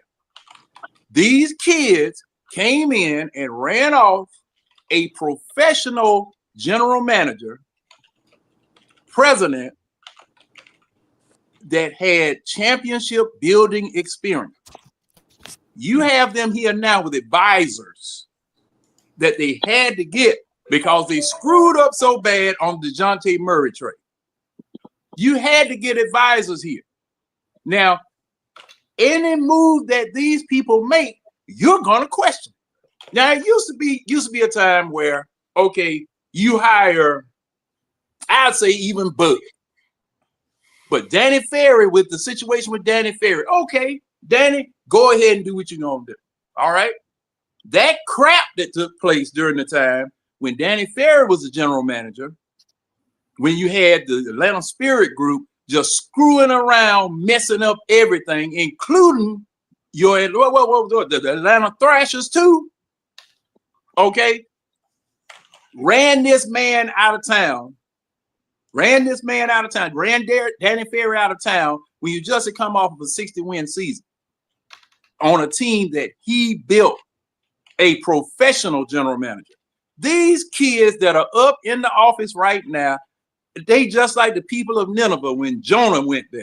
They don't know the difference between their right or their left hand, and a damn fish need to swallow them and then vomit them back out into the damn ocean because they don't know what they're doing.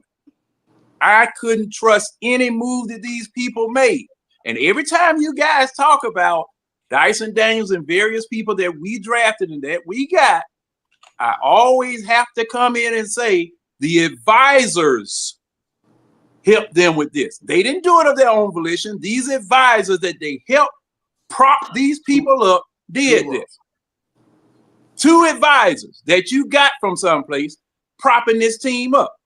Now, at this particular juncture, they tried to hire one from Cleveland. He wouldn't take the position. Yeah, that's and that's what I'm talking about. Because the thing is, if your owner and I agree with Mike, I agree with Mike. Once again, we got to tear this thing down to the doggone, well, not the studs. We got to doggone knock it all the way down and dig some dirt up. And start from the beginning. Really, that's what we really need to do with somebody who knows what they're doing, somebody that you can trust to know what they're doing. Because see, I'm gonna tell you, gentlemen, there is no cookbook that says that either way that you do this thing, that it's going to be a success. Whether you build through draft picks or whether you build through free agency. Because see, hey. You remember when Rasheed Wallace was here and went straight to Detroit and they won the championship that year? He was just one piece that we held for just a second that they grabbed. Detroit won the championship that year. That was building that team or finishing that team off with a free agent. And the thing was, Detroit had the managerial acumen to be able to make that type of call. And it happened. And a lot of luck goes into this too. A lot of luck goes into this. But I would be better. My stomach would feel better if I had somebody who knew what they were doing in charge of putting the team together and keeping the team together and juggling the money and juggling the books. But these people that you have here right now, I can't trust them. And if you trust them, I feel sorry for it. because they have been messing up ever since they got here. Ever since they got here, they be messing up. Okay, John, can we get Murs so I can get my turn? Hold on, come on, Kool-Aid. No, you finished. Kool-Aid, you're not even gonna say nothing for real. Kool-Aid, you finished.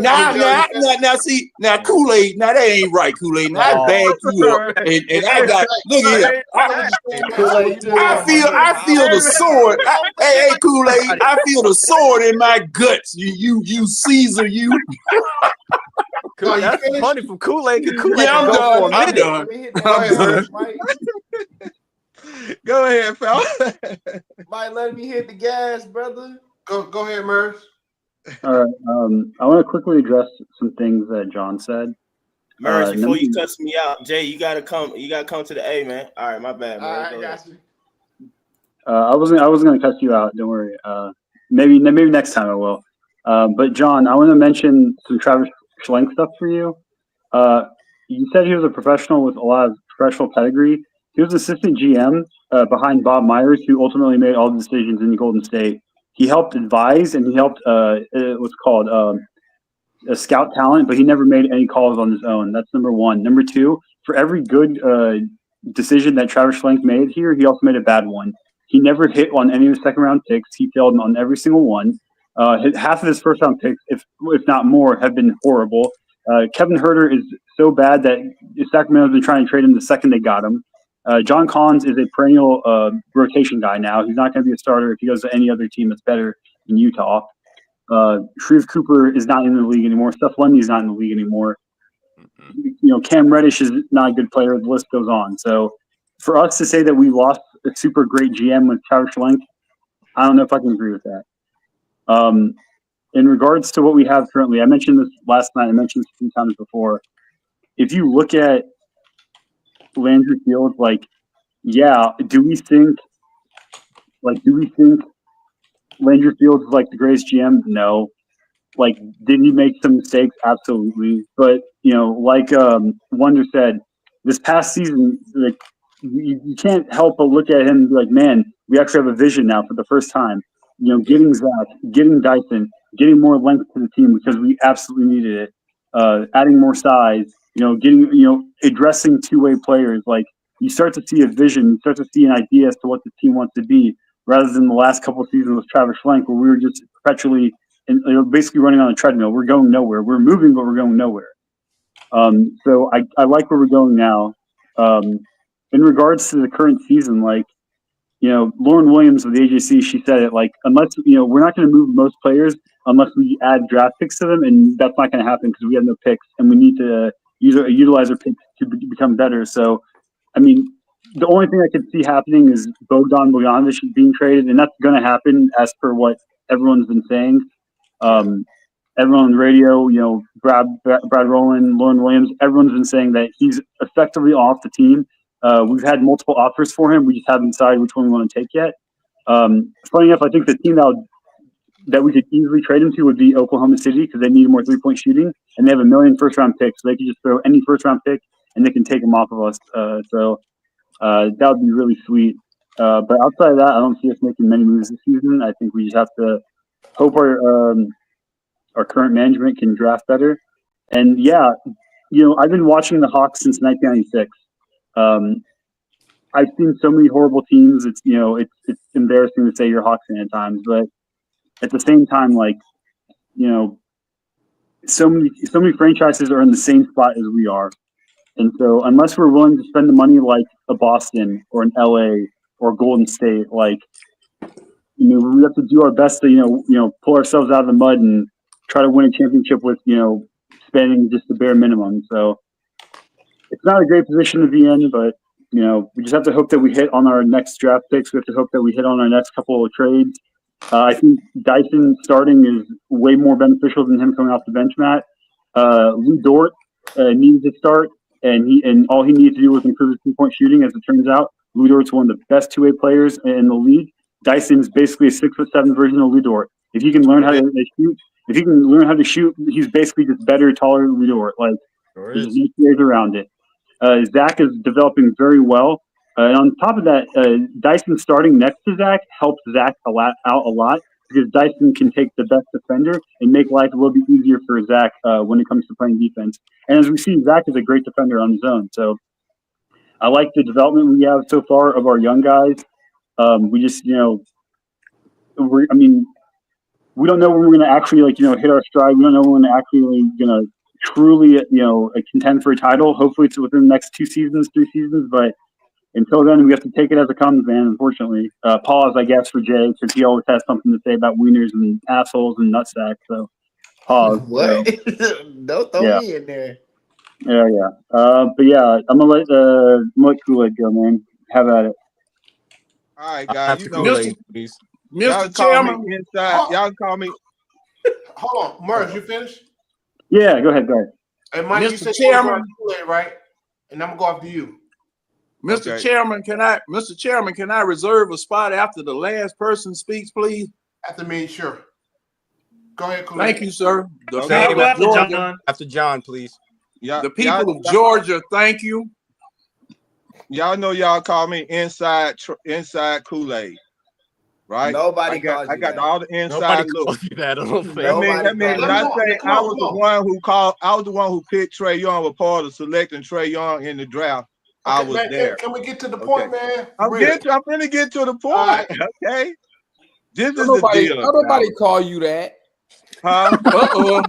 Nobody calling me that, man. When I was saying I was the guy who picked Trae Young, they were like, "Who Kool-Aid? He think he got all he inside." Well, anyway, this is the deal, guys.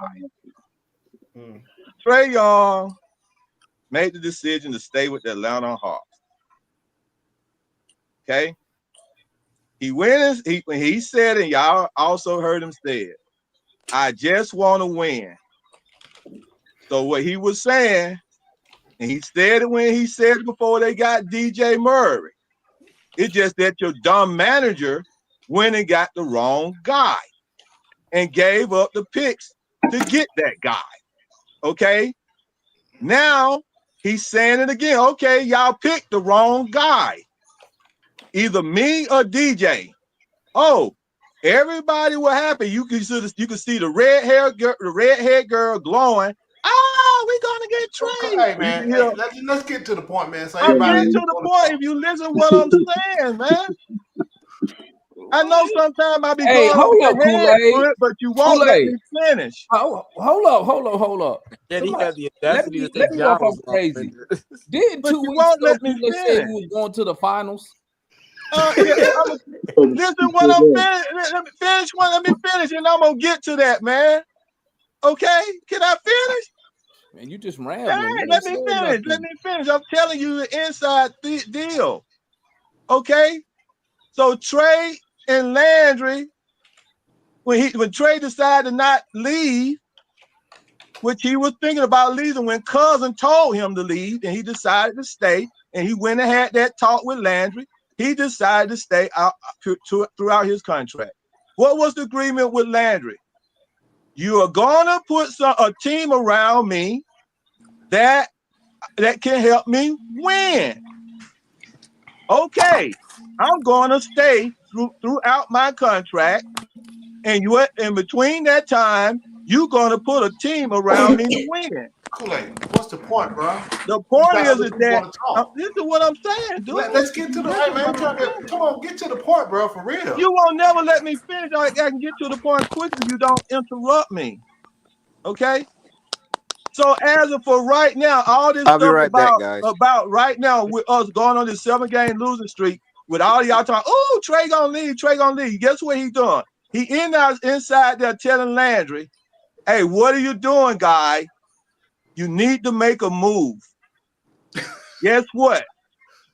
This BI thing that's coming up is the next thing that he's talking about. And so Landry go like, oh, let me see this. This is probably be the good guy for you. Okay? Because look, it's time to move off of Bogut. So the thing is that Trae Young already went in there and talked to Landry. Landry already made up his chance on what he's going to do.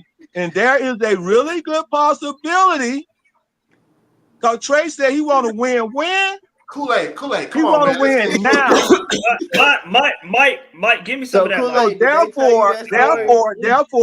Therefore, making this decision with BI or making a decision, making a trade is going to be on the behalf of building with Trey Young. So all this stuff about Trey Young going anywhere is not going to happen, and they're going to be building.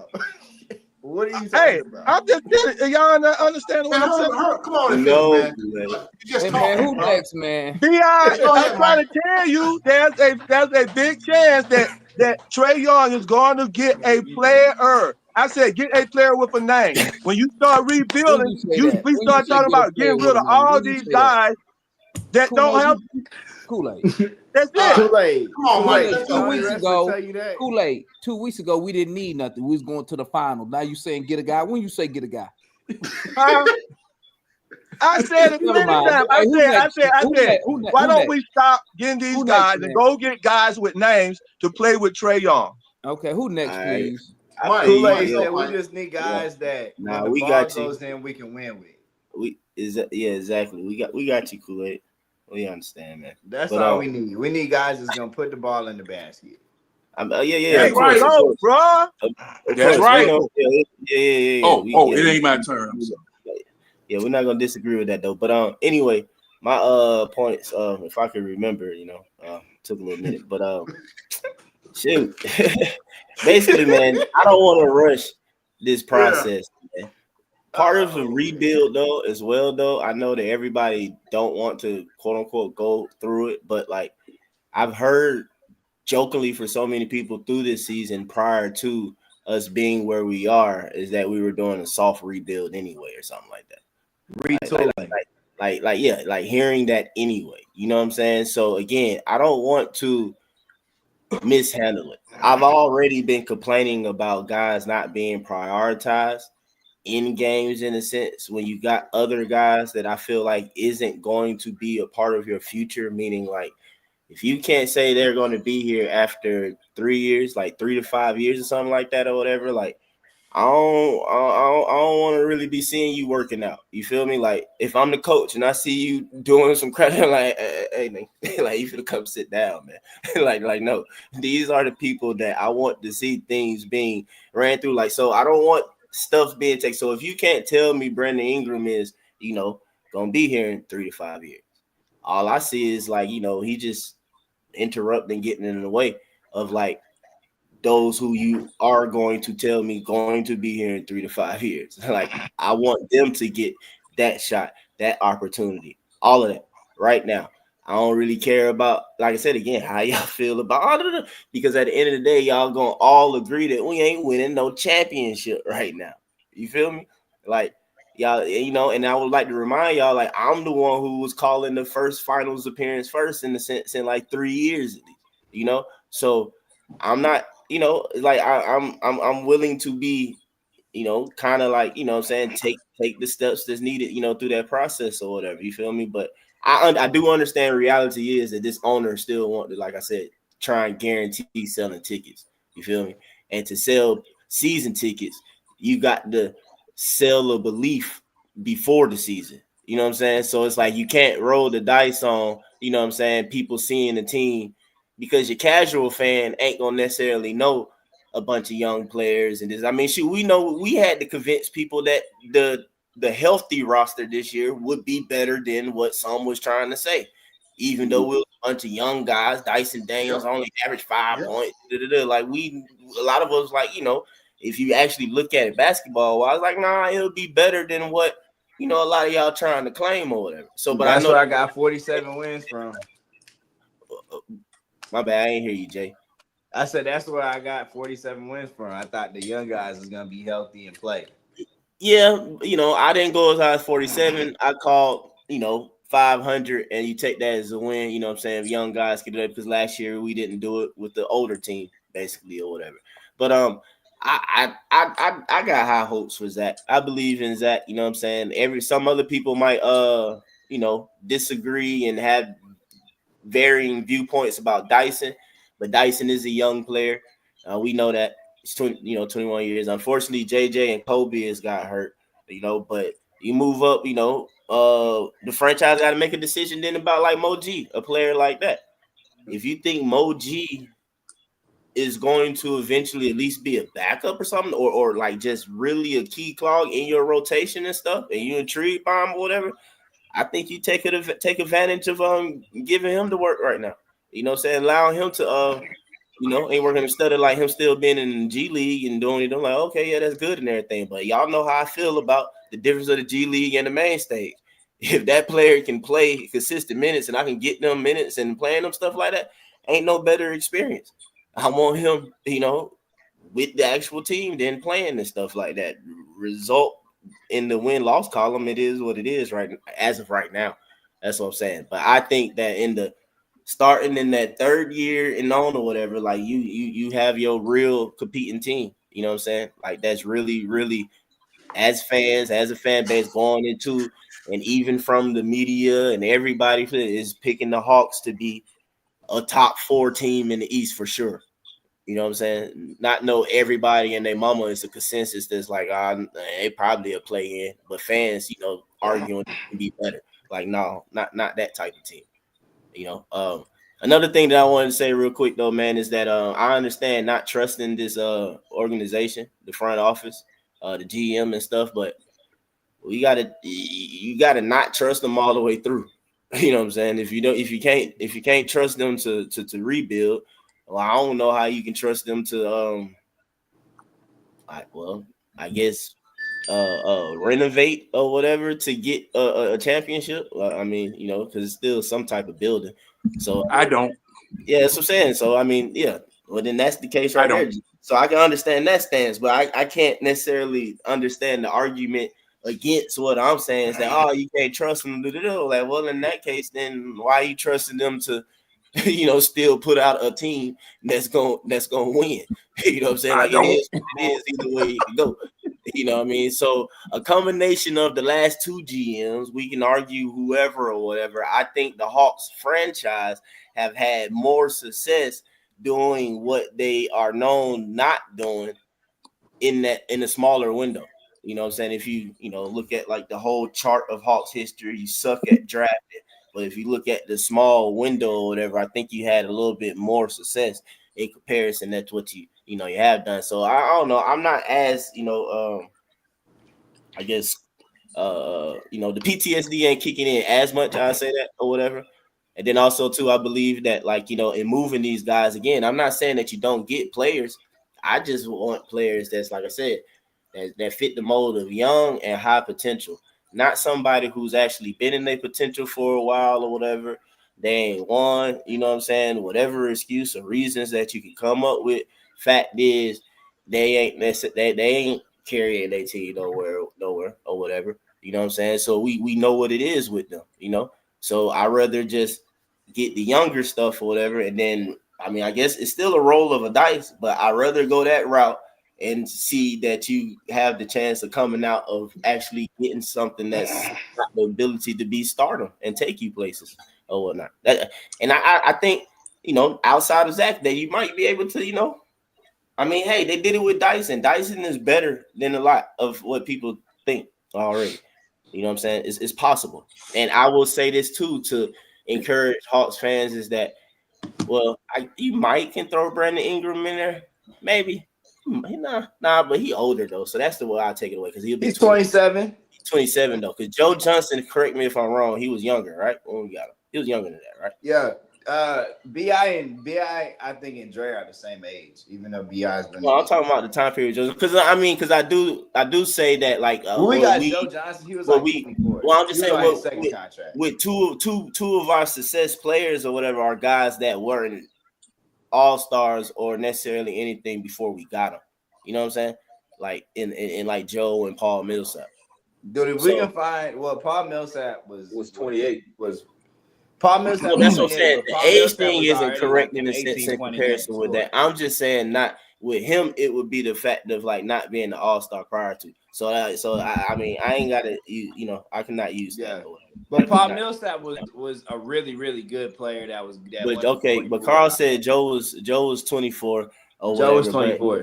The main thing in bringing them up or whatever is being not all-stars, but being multiple all-stars as a Hawk or whatever. You know what I'm saying? But anyway, I just, anyway.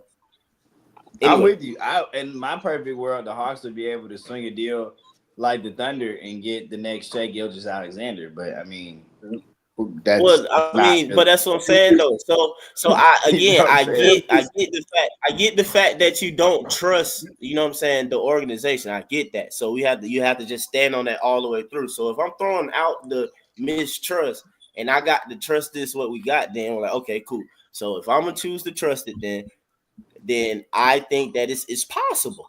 It's possible to get, you know what I'm saying, some young talent with high potential that isn't marked as such as of yet versus, you know what I'm saying, trying to get a late 20s player who's already been in a role for such a long way, and you can really more so mold into what it is you want. I mean, Matt, you should like that, right? Quinn and his players and molding from the jump, like who it is and the Hawks system and Hawks universe, you know, all that above or whatever, you know, versus, like I said, that route. So I don't trust them to make big moves, but small moves are fine. If you're talking about 1 or 2 small moves, yeah, I trust them for that. But if you're talking about blowing up the team and putting the whole glove in his hands, no. Mr. Speaker, I don't think we'd be blowing it up though. Mr. Speaker, where am I in the rotation, Mr. Speaker? He next. Foot's supposed to come out the mic. I think it was Matt. Matt. Where am I? I didn't hear the speaker. So I'm finna go. You finished, Mike? Matt, next. Yeah, you go. Yeah. So what I want to say real quick. Last year during the season, I said we need to blow it up, right? No, it was what a lot of people didn't like what I said, but that's what I just felt at the time. After during the off season, we made we got Dyson? Yeah, that was off season. We made some good moves. Also, last year you had 2 consultants come in. Somebody mentioned it early. I did.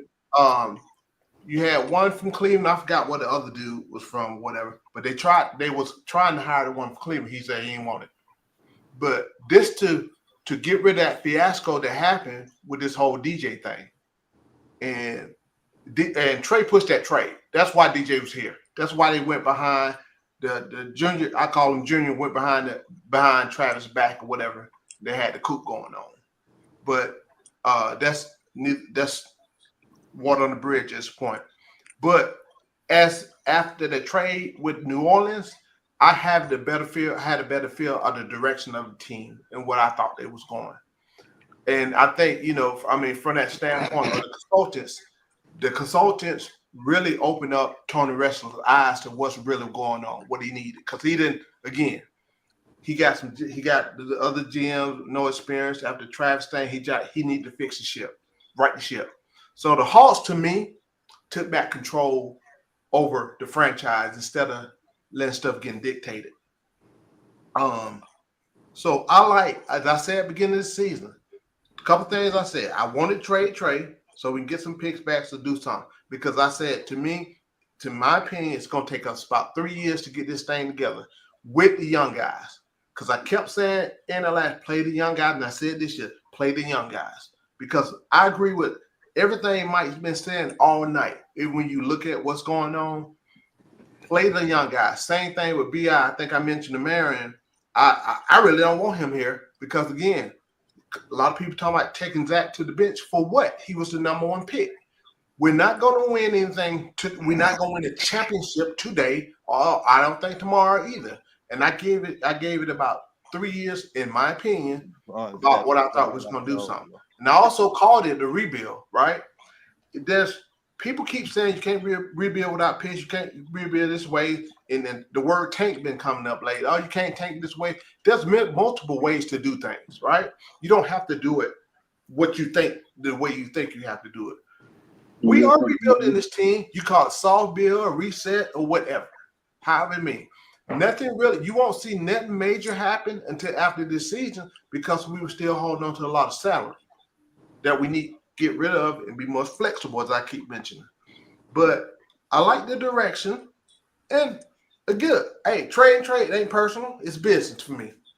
Me and Mary went over it already before. but it's just business. Because I want to see a lot of people talking about they tired of rebuilding, they tired of doing this, tired of doing that. We are not winning. We've been mid for how many years now? Straight mid. You know what I'm saying?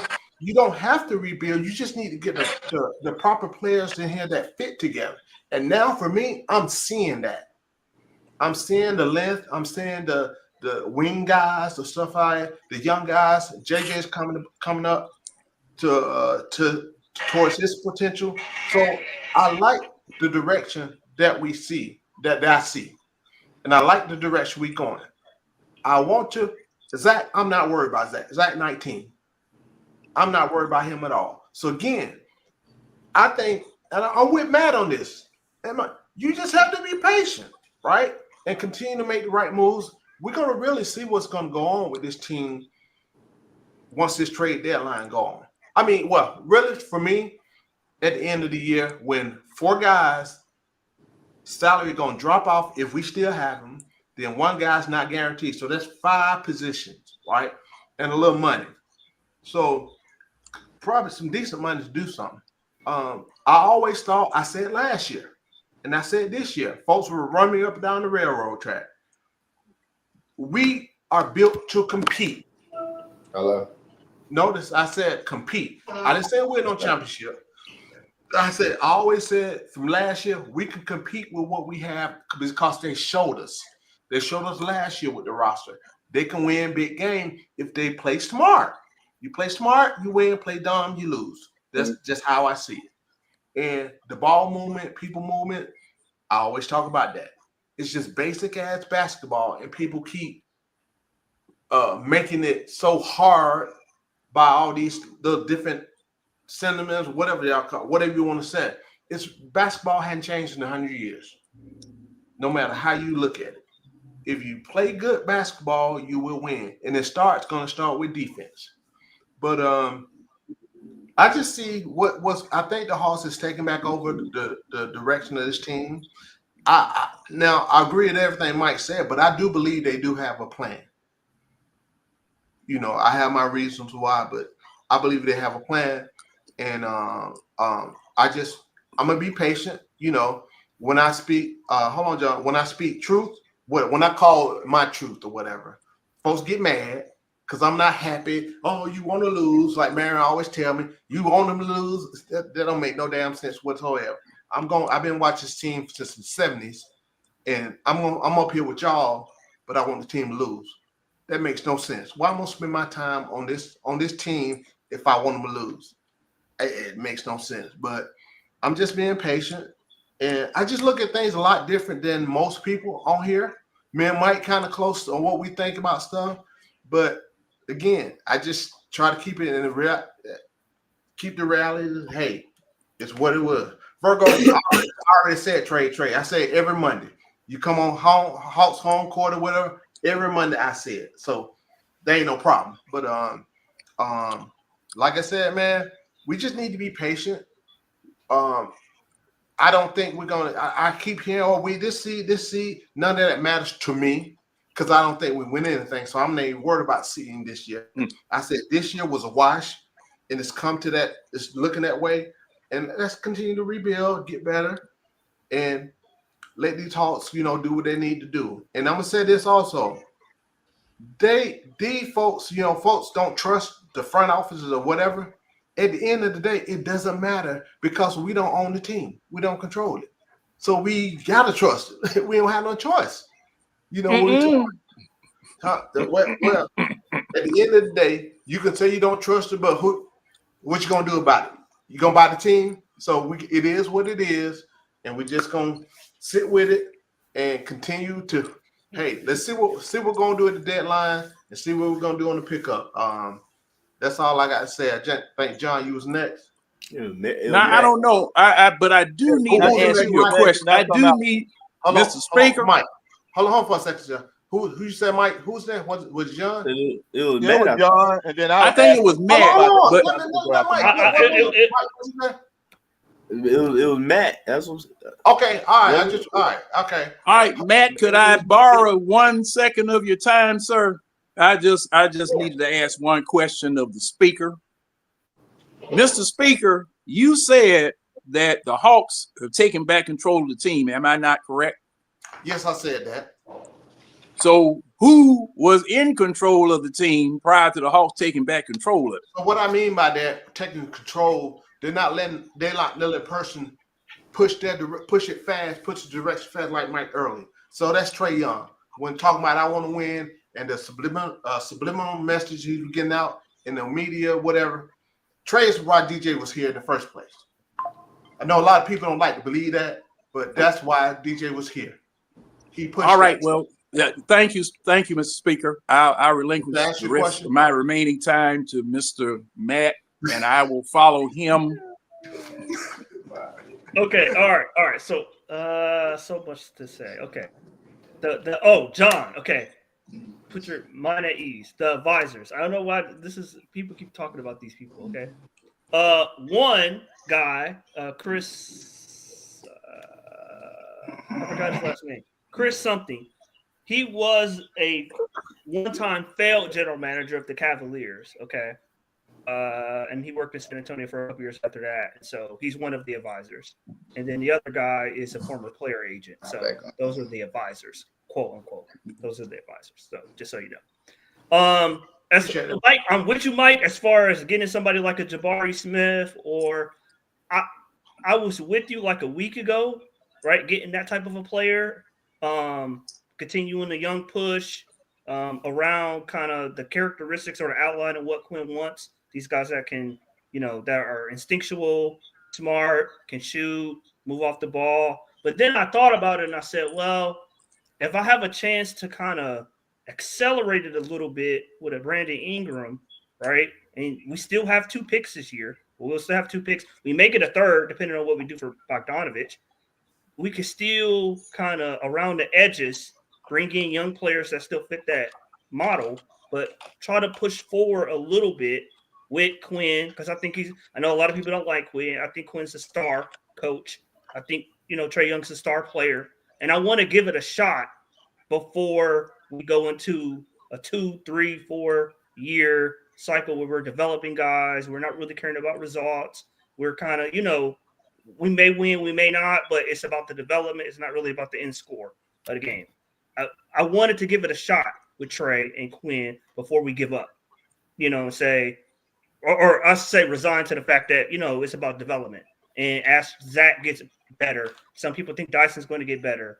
JJ gets better. And we'll slowly kind of incrementally get better. And we may get to, a championship or a conference finals or a competitive playoff team consistently. Whenever that is, we don't know, right? Because we don't know if the team was led by JJ, Zach, Dyson, whomever, when we'll be competitive consistently. We don't know, right? So I wanted to give it a shot with Trae and Quinn before, because I know Quinn's not going to stay for a rebuild. I already know. He bought it from Utah. He's not staying for a rebuild. And then obviously we will move Trae. If we were in a full rebuild, we will move Trae for picks and maybe a player that we think is coming up on the rise. And so a Shaedon Sharpe or, a player that we think we can catch like a Shea. I want to give it a shot. I don't think Brandon Ingram is, he's not my first choice. Y'all know my first choice has been Zach LaVine for a year. But I think Brandon Ingram can stabilize us to where we could be like the Knicks, right? Where they started off slow, they gained speed, they gained good players, Josh Hart. Then they got Anunoby. I'm sorry, it started with Randall. Sorry, it started with Randall. Then they got Brunson. Then they got Hart. So they incrementally built it, but they got better every year through acquisition. So I want to try that for a minute and see if we can, we might luck up a year. Like Indiana, they got to the conference finals purely through injury. You know what I'm saying? A lot of people feel like Golden State won their first championship through injury. So, I know y'all saying we're mid and you don't want to build a team that's perpetually mid, but if you build a team that's a solid 45, 50 win team, you make it to the first round, you win, you make it to the second round, you might get lucky a year and you might get to the conference finals championship. I don't think it's very few teams you can start off the beginning of the season and say, for sure, they're going to be in the finals, or something terribly will have to happen for them not to make the finals. Okay, very few teams. Maybe Boston, right? Even OKC, they're not locked to make the finals this year. Okay, so like, I want to give it a shot before we say, you know what, Trey, you gave us 8 years, you gave us the best you had, we just couldn't get it done. So like, I know fundamentally, you, Mike, and Foot, y'all don't think you can win a championship with Trey as your best player, right? Y'all think he's, too small or whatever the case may be. I want to give it a shot. So that's where my interest from Brandon Ingram comes from. I feel like a 20-point scorer as Zach develops, as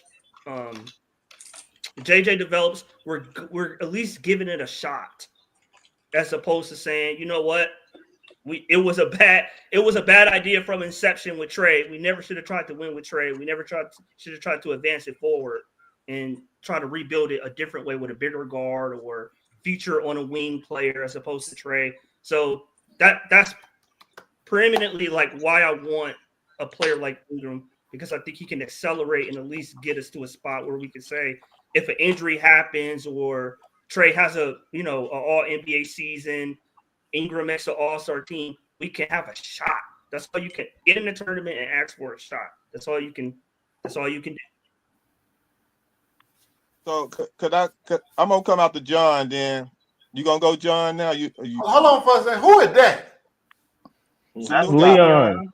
I know. Leon, you I'm trying to be funny with the half side. Yeah, man. I'm locking my hair. I'm locking my hair. I was gonna say something, but I'll text it to him. I won't say it. All right, go ahead. Who that? John next. Then Leon, you can go out to John. And then I can come out to Leon. Sure. Okay. The senator from Muris has left, and I wanted to address something that he had said earlier about the whiz kids, the coup mongers that are here at this present time. I've checked the congressional record, and it shows that he said that I said something that I didn't say. I did not say that Travis Schlenk was the greatest manager that the Hawks had ever had. I said he was a professional manager. The only reason I'm going through this is because I want it on the record so that if anybody reads this or goes over this again, they'll have it on the record. And what I meant by a professional manager is that he came up through the managerial ranks the way that you're supposed to come up through the managerial ranks. Not because of daddy's money, not because of daddy's tutelage and moving people out of the way. And it was evidenced in something that you said, Mr. Speaker, about how DeJounte Murray came to the Hawks. It was insistence from Trey Young that he come here. The same Trey Young that rode a different airplane back from a Miami series than the rest of the team.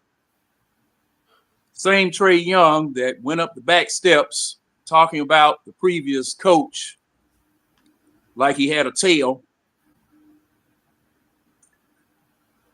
Because of that, it showed that that person occupying the president and general manager's seat was not equipped to handle the job, because if you're going to be in that position, there are a lot of hard decisions and hard conversations that you're going to have. And in being able to do that, your relationship with your players has to be a little bit more hands-off than that, as has been proven. Incident that I can come up with was LeBron James going to Pat Riley and insisting that Eric Spoelstra be fired. Everybody knows what the response was from Pat Riley to LeBron James when that was suggested. Get out of my damn office. Now, as far as trust, Mr. Foot, I have no choice but to strap myself to the yardarm and see whether this ship is going to sink or whether I'm going to get sick but still survive. Because the people that are here, and to Matt's point about the advisors, if you hire them, you're holding them responsible. It's just like farting in an elevator. When the doors open up, as far as the person getting ready to get on the elevator, the whole elevator stinks. They don't know who did it, and everybody's a suspect. That's what we have right now. That's what's going on right now. To Marion's point about trusting them in little things, there's no basis for trusting them in anything. Their first move that they made when they acquired the offices and acquired the power was to go and overpay for a point guard, shooting guard, with 3 first-round draft picks. That situation, even though it's water under the bridge, we're going to have to pay for that for a very, very long time. So I relinquish my time, and I finish up by saying, good luck to all. My prayers are with you. Drink heavily or whatever it is that you do, because you're going to be on a long, long, upsetting ride. I relinquish my time. I feel like there was a question. What was the question? There was a question? Was there a question? There was no question. Was there? No, I'm saying, like, what are we talking? We just talking? Oh, you basically talking about the Brandon Ingram and Trae Young and the well, movie. we just talking. Hey, man. We just talking. We're just. Hey, man. It's a year later. I know where we going with it. Shit. It's a year later. It's a year later. You don't get Leon some energy now about that. That was a wrong subject. Hey, Go ahead, man, Leon. I'm never wrong, man. I'm just early. Nah, but I think what Matt said about before I hopped in about him stabilizing us, I think we need another. Obviously, we need a lot, but one of the things we need is a real wing scorer who can create. And you can look at it from a lot of different angles. But if you do one of the trade that makes the most sense, whereas you send the 2 old guys and CC and Bogey, you get back Brandon and something else, whether that be an extra big or an extra guard, somebody who could actually play, has experience being a backup point guard in the NBA. At least for the rest of the season, you have 3 forwards rostered who are semi-healthy, so that'll be B.I., Zach, and Dre. And we know Dre will miss a game here or there. B.I. will miss a game here or there. So Zach will still get his minutes, because I know that's what Mike's mostly worried about, is Zach not getting the opportunity. We'll come back to that later. It's cool. We'll talk about it later. Cool. But, obviously going into the offseason, he's expiring money. So you have the re-sign him option. You have the sign and trade option.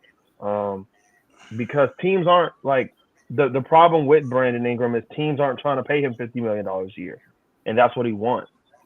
So you get him 3 by 100, 3 for 90, and you can still sneak under the first apron if that's what Tony wants to do and roster a decent team, right? Because what we've seen time and time again is when one forward's down, we're cooked. So to be able to have an extra forward, I mean, I'm all for that. I'm always going to be all for that. So, obviously Matt gets to do his victory lap of saying, cool Carl, B.I.'s overrated. Maybe he better know the wings on our team. I can tell you that for sure. Anyways, and Matt doing his victory lap because Bogey should have been traded, 2 years ago. Hard to argue with that now. He was saying at the beginning of the season, should have traded Bogey while his value high after the Olympic run, blah, blah, blah. Looks great right now. Can't argue with that. But, I think this is just another thing where Landry's being opportunistic because B.I. is undervalued for a number of reasons. Been in New Orleans for a couple of years. Everybody saying he won all this money just on with Clutch. People getting sick of Rich Paul now. So it'll be interesting to see what Landry and them do. If not, you still might have one or two picks. And one of the more interesting angles about trading for Brandon is obviously the Pelicans are flirting with going full rebuild again soon. You're not getting Trey Murphy, fooled by Freddie. You're not getting Trey Murphy. But what trading for Brandon is, you kind of want to get that done before the Fox deal is done, because the value of that Kings pick basically hangs in the balance because of whatever the Kings do, obviously. So yes, and DeJounte is out for the season with a torn Achilles. So you don't know how that's shaking it all up. That's shaking it all up. So it really ain't no telling how anybody's feeling, from the Pelicans front office to other teams, about how that you know how that just changes kind of landscape of everybody for the next couple of days, as the deadline is in like 4 days. So yeah, that's it. Talking about GM, I mean, if it's gonna be him or another bozo, just pick a bozo, honestly. Well, I mean, yeah, that's all I got. That's it. Who was next? Kool-Aid. What's up, Kool-Aid? Yeah. Hey, if y'all want me to, I mean, I got the speculative trade that they have talked about. I could read it off if y'all want to hear that. Y'all. I really don't want to hear. You just be saying. Go ahead. I'm ready. Kool-Aid.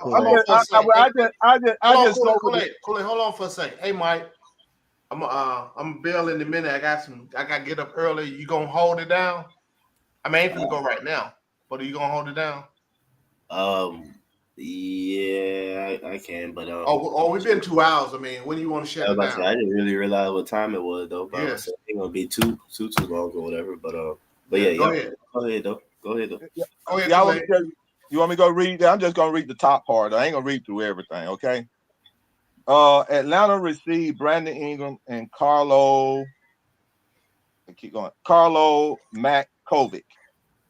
2025 second round pick. Boston, Memphis from Orlando, 2027 second round pick via Orlando. That is the top part of that speculative trade. What we trading? Just who we giving them though? Okay, so this is how it's supposed to be, like a 3-team trade. Okay, Orlando Magic will receive C.J. McCollum, Larry Nance, and David Roddy from us. Mm-hmm. Okay, 2028 first round pick, top 12 protected, via New Orleans Pelicans.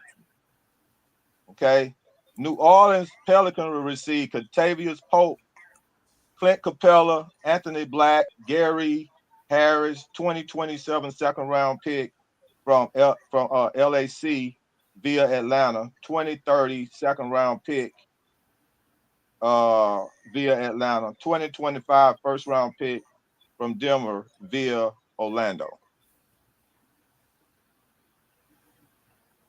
Okay. I don't see Orlando doing a 3-team trade that involves us, seeing as we are not only in their conference but in their division. Yeah, and we're right around the same win total at the moment. Yeah, that's the only thing made me. I also don't see the Hawks. So that would be the Hawks giving up. You said a lot there. Giving up Clint, Roddy, Larry Nance. Was that the 2025 Larry Nance, the Sacramento first, for Brandon and a guy that the Pels won't even play? Hell no. That's a lot. I ain't even gonna lie. Like, I mean, yeah, you still get to hold on to Bogey, so you can trade Bogey in a one-off and get the assets back from that. But like, I don't love that. It was already working on that anyway. Okay, but this is the thing that just speculative. Now the dude who wrote that said it's a speculative, right? Okay, wait. Okay, I mean, so this is what I got to say is that we know Bogey is the main piece. Now, when I came here, I said, and the reason I was really feeling good about the Hawks was because I thought Landry was gonna have a mindset to make a move on one of the 4 guys and bring in a real piece that can go along with Trae Young to catapult this team into making a run. That's why I was feeling so excited about the 47 win. Can I ask you something real quick, Kool-Aid? I just want to ask a question to the panel, to the whole chat. Why?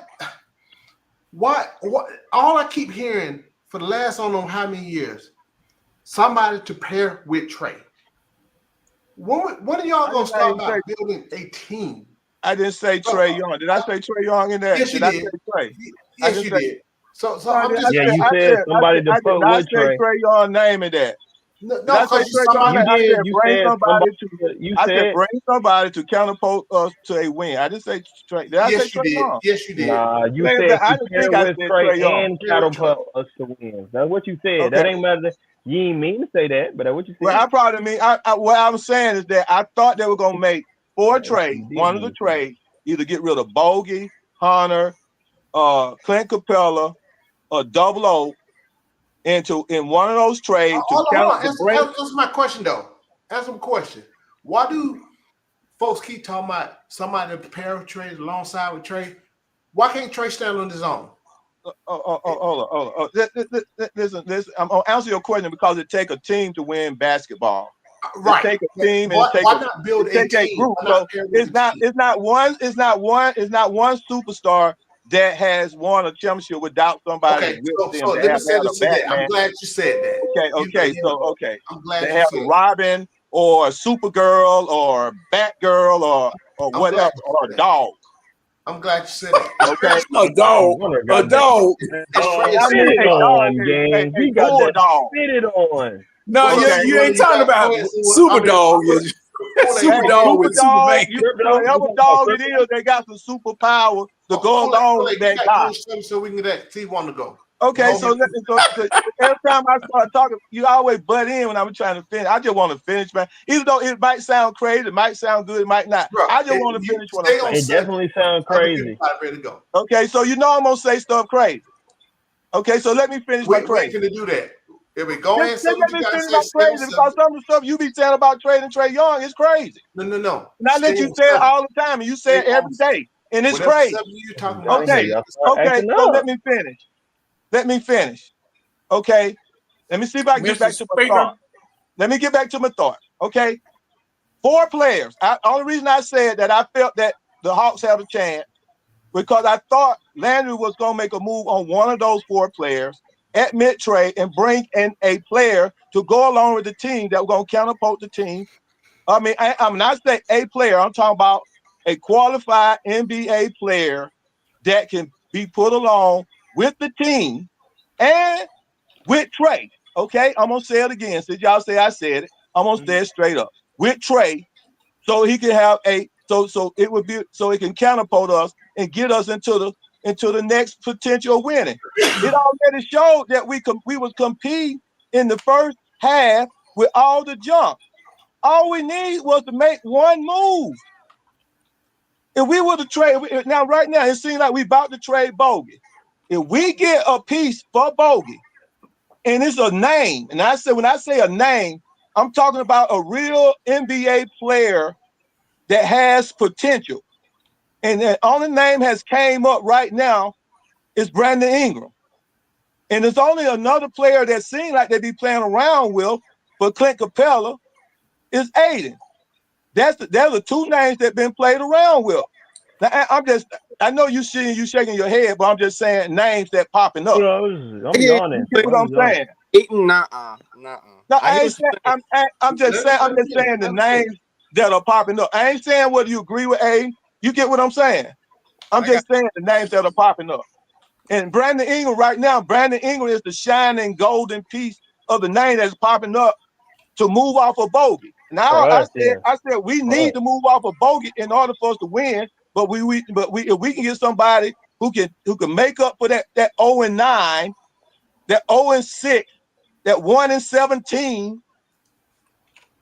You know how many games we lost where we lost within 4 to 5 points? We lost a lot of games. Even in that 7-game loss, we lost a lot of games that was real close.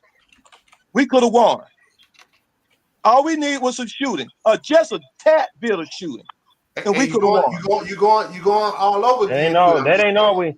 That ain't all we needed, but we ain't gonna go there. Go ahead, You done? I'm finished. All right, C Wonder, what's up? What's up, buddy? Is it Welcome Leon? back. You dipped on us for a minute.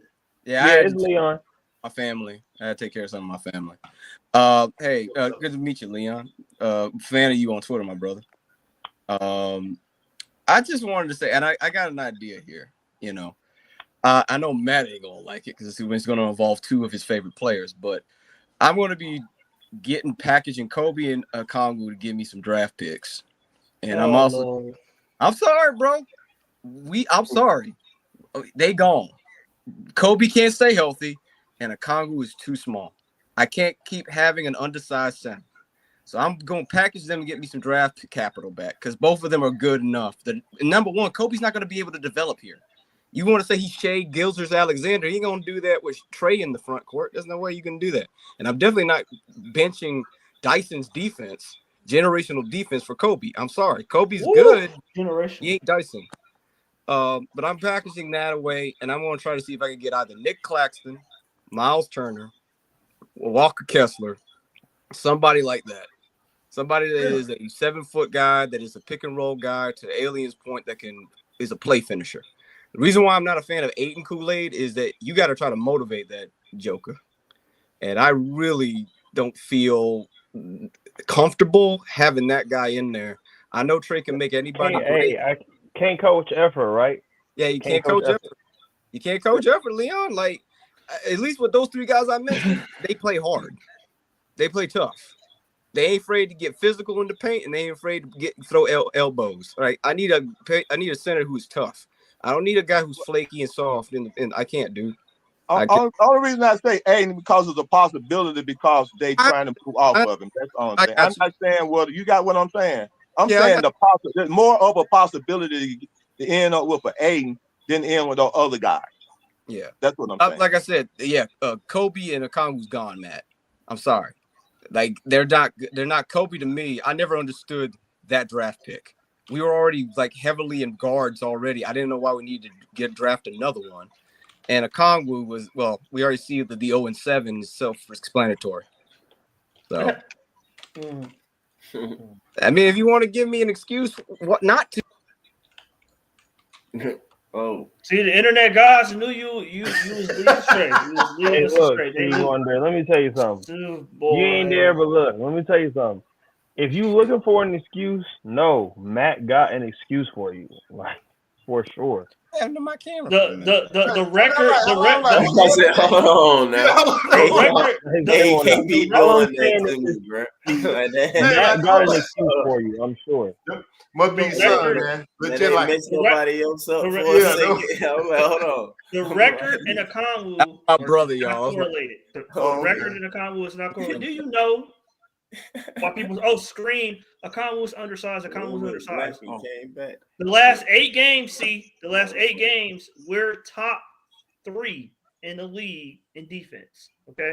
Where we are in rebounding. Matt, where we are in rebounding. Where we are in rebounding. Hey man, that's a small sample size, Matt. Let's go with the whole season. I know we I care about the rebounding. I know we ain't won no games though.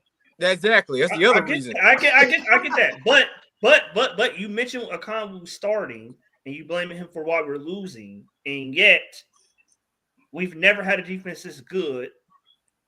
Defense ain't translating to a W. I know, but we never had these 8-game stretch of where we're this good defensively. Matt, we talked about this the other night. You're using defensive rating, right? That's what you're using, right? Yeah. Okay, that's not. Well, inside, everybody has a different. Kobe gonna be gone. Double O gonna be gone. Clint gonna be gone. Hunter gonna be gone. Bogey gonna be gone. They're gonna be the part of the rebuild. I'm telling you right now, they are cleaning house. We the only team that has not cleaned house since 2021 playoff. New York Knicks have totally rebuilt. 76ers have totally rebuilt. Even the Milwaukee Bucks, who have won a. Well, I don't think they've rebuilt. I disagree with Milwaukee. They haven't rebuilt. They have the same roster they've had for years. But okay, anyway, that's why their wing depth is trash. It's been trash for 4 years. Okongwu, to me, like I said, I want to see him with a starting unit for a year or half a year, whatever it is, more than this stretch right here where we're injured, to say whether he can or can't be the center of the future. I'm not 100% married to it, but I'm engaged to the idea. Okay, I want to see what it looks like for a full year before, or half a year before I'm willing to throw him out with the bathwater. Okay. Man, don't sign a prenup, Matt. Don't sign a prenup. One, it's a terrible return on investment. Awful. Okay. If you're telling me I'm gonna dump him for what? I'm going to dump him for multiple first-round picks. He's a sixth. Hey, listen. Well, it's a terrible return. He was a top 6 pick. I can't do that. You're going to get multiple first-round picks for him. You don't think there's going to be a team out there? The New Orleans Pelicans wanted him. Who gonna give? He's not going to give us multiple first-round picks for Congo. I do. Listen, there's going to be a sucker out there somewhere. I don't want that. Oh, wait a minute. Oh, wait a minute. C1, you're presuming that the New Orleans Pelicans would give up multiple first rounds for him? No, they wanted to do so. They said that they were willing to give up Herb Jones if we gave them Okongwu. And the Hawks, with their dumb selves, didn't want to do it. Now I'm talking about first round picks, not players. How many picks? Go ahead, finish. Let me finish. I'm not giving up Okongwu. Not for what I see out there on the market today. Nicholas Claxton, cool player. You know, I know Leon loves him, but you know he don't move a needle for me. Okay, he all right. He don't move a needle, and he makes way too much money. He's vastly overpaid. Let me ask you, who would you rather have? Would you rather have Nick Claxton or would you have Okongwu at the center position? I'd rather leave Okongwu. I'm making hey guys. Because the center position. Where you asked him? The center position. I know, but I didn't think he was going to be that attached to Okongwu. Are you serious? See, Wanda, you don't know Matt yet. Wait a minute. Wait a minute. Hold on. Don't ask nobody a question without being surprised with the answer. The center position. You asked it. Hello, John. The center position is not so vital in the system that we're running currently today. Hey, Matt, Matt, they are rebuilding. They are retooling, rebuilding. They're just not going to do it the way Fritz they do it. Kool-Aid. Even if they're rebuilding, they still have a foundation in the system. It's the right. center and Double O is going to be part of. Double O is going to be one of the players they're going to move off of. So we don't have the need to spend $25 million at the center position. They're not. Double O will be moved. Doesn't make sense. It's a bad allocation of funds. See, it's a bad allocation of funds. All right, let me ask you this. 17 million or whatever he makes, 16 million, top 20 center play, and hopefully write it down. Ask you, hold on. Let me has shooting and length around him. I could get top 10, top 12ish. I get okay, Matt. Let me ask you this. Money. All right, let me ask you this. Say that the Lakers tank, which is possible. I mean, we don't know how long AD is going to be out. And that we get a lottery pick, and it's a lottery pick that allows us to get the 7-foot center from Duke that Larry calls Circle K. If we get that boy, which is really the guy that Trey and this team needs because he's a shot blocker, he's a play finisher, he's got 80 percentile around the rim. He's a 19-year-old Clint Capella. No. Ability to shoot. He's not. No. Hold on. See, I ain't trying to interrupt you. See, he's not 80% around the rim. He finishes 80% at the rim. Just so we're clear. Thank you. Go ahead, but keep doing what you're doing. If I misspeak, please, because I'm not the most articulate man in the world. Let me ask you this: does he have a low post game?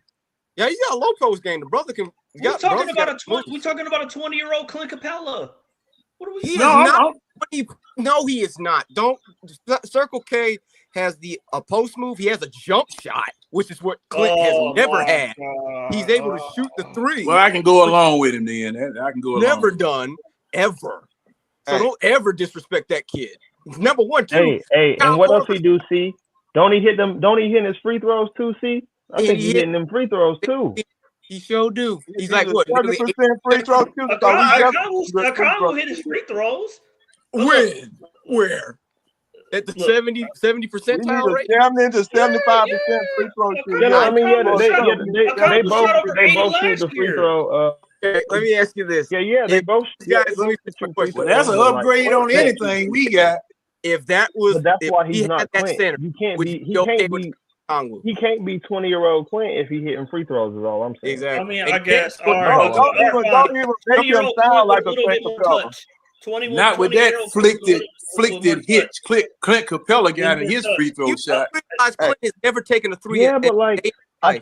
think you're not understanding how good the player you're describing is. Like Clint Capella with a little bit more touch is like really good. Like 20-year-old Clint Capella with a little bit more touch is a really good player. If you had a guy with Clint Capella, young Clint Capella ability that can shoot a little bit, Clint Capella would be one of the top centers in the NBA. If young Clint Capella with a shot would be one of the best centers in the NBA. Truthfully, if Clint Capella can catch the ball in short range and have a short range jump shot, Clint Capella would be fierce. Would be You are so. I'm saying, do you know how long it typically takes a big man to develop? Bruh, the kid already has a jump shot. He's already making his free throws. He always has a good post game, dude. Like he's way better than he's basically equal to a Kongwu. The difference is he's way taller. I'm not gonna say no college player is better than a pro. My point I'm making to Matt. Look, guys. Those 5 guys I named, they are picking them out one by one. They will no longer be on the Hawks team. Double O, Bogey, Hunter, Clint Capella. They were those guys and Kobe. Roger, see what I'm saying? Kobe's gonna be one they're gonna put in the mix. Last longer. Kobe, well, Clint Capella, Hunter, Double O. Kobe might be here longer than you think, but Clint and Bogey. If Kobe don't heal up, if Kobe don't heal up, they're gonna waive him just as quick as they waive Seth London because that wasn't a guaranteed contract. First of all, second of all, remember Kool-Aid. Remember this, Kobe. They will not. They will not. When Kobe rookie contract, this is what I'm going to tell you. When Kobe rookie contract is up, they will not re-sign him. All right, let me ask you. I want to ask one more question. All right, you said Kobe Buffkin is comparable to Shea, to SGA, right? As far as skill set, he has that potential. Coming in. Okay, so what do you think he is at? Let's say that he's he fully realizes his potential. Where's the comp at? Where's the comp at? Fully healthy. Where's he at? I would say more D'Angelo Russell with better defense. D'Angelo Russell with better defense? Ooh. God, I thought he was going to at least say Derek White. God dang. Wait a minute. You asked him. I want to be clear. I want to be clear on this. And he said D'Angelo Russell with better defense. Hold on, wait. D'Angelo Russell with defense is a multiple time All-Star. Hey, Kobe will not be any of that. Hey, Matt, you asked him a question, but Kobe will not be any of that. He will not. Kobe will not be. Kobe will not be D'Angelo Russell with defense is a multiple time All-Star.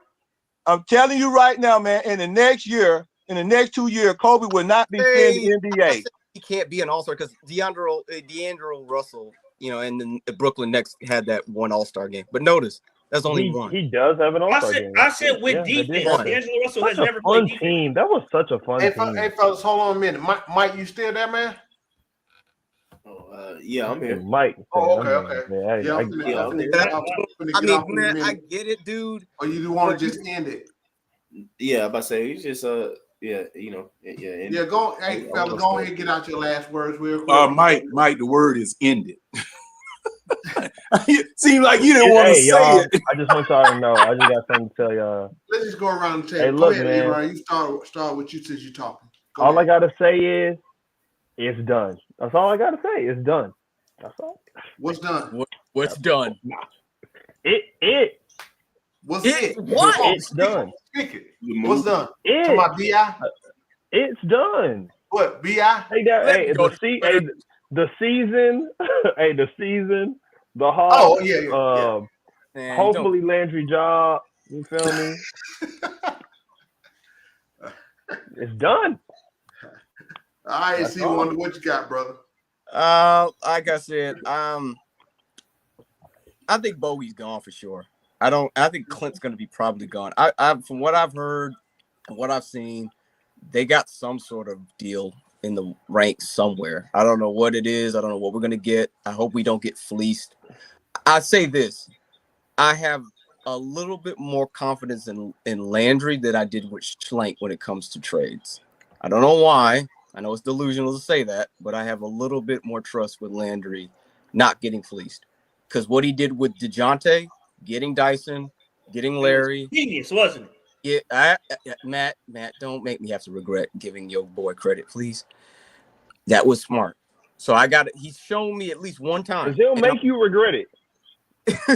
Go ahead, finish C1. Yeah, hey, come on, let's get this song. Sorry, and also getting Zach.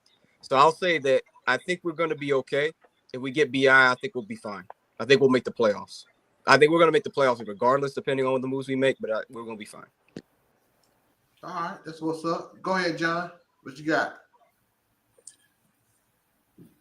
My bottom line is championships.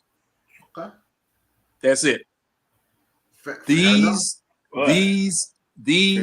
ill-informed, unprepared, too young for the driver's seat imbeciles that are in charge of the draft, that are in charge of the team and the owner are going to kill off the weakest of you Atlanta Hawks fans. I've been through this ever since the Hawks came here. When we had Stan Kasten and Pete Babcock screwing up the team because of poor old Ted Turner trusting them. This sounds like the same crap that's going on again. Same thing. Had a general manager here, and thing is that general managers don't hit on all draft picks or whatever, but they don't make mistakes like they did with DeJounte Murray. Overpay and give away 3 first-round draft picks, as I said before, that are going to damn and curse this team for a long, long time. So, like I said, whatever it is that gets you through the night, order 2 of it. Because you damn sure gonna need it to ride this ride for the next 3 years. Okay. All right, guys, I got to go early. All right, Thank you for having me on. Appreciate the conversation. Appreciate you, man. See y'all tomorrow. All right, go ahead, Matt. What you got? One, I think time will show that Landry was a very good general manager. I think he has a very good eye for talent. I think he's obviously very smart. And so I think he will put together a good team. I think you see the outline of that already. It's interesting. People don't like him, but they like the moves he's made. So I'm like, which one is it? Okay. But, cool. I think we're going to end up with likely both Nurkic and Brandon Ingram. One, to stabilize this season, and then 2, to help Zach with his development, win a little bit with Trey and Quinn, show some progress. And also, you kind of want to start to bring in better players just because, the Vic Krejcis, the Garrison Matthews, the Roddies, they serve a purpose, but it's time we kind of look for upgrades at those positions and try to, move up the ladder in the Eastern Conference out of this play-in, 6 seed play-in. Lastly, Quinn, I think he's done a good job with the overall team, identifying a direction with the team. The way we're playing now, kind of up and down in the transition. If we get Ingram and try to play more in the half court, we kind of elevate and progress as the years go on.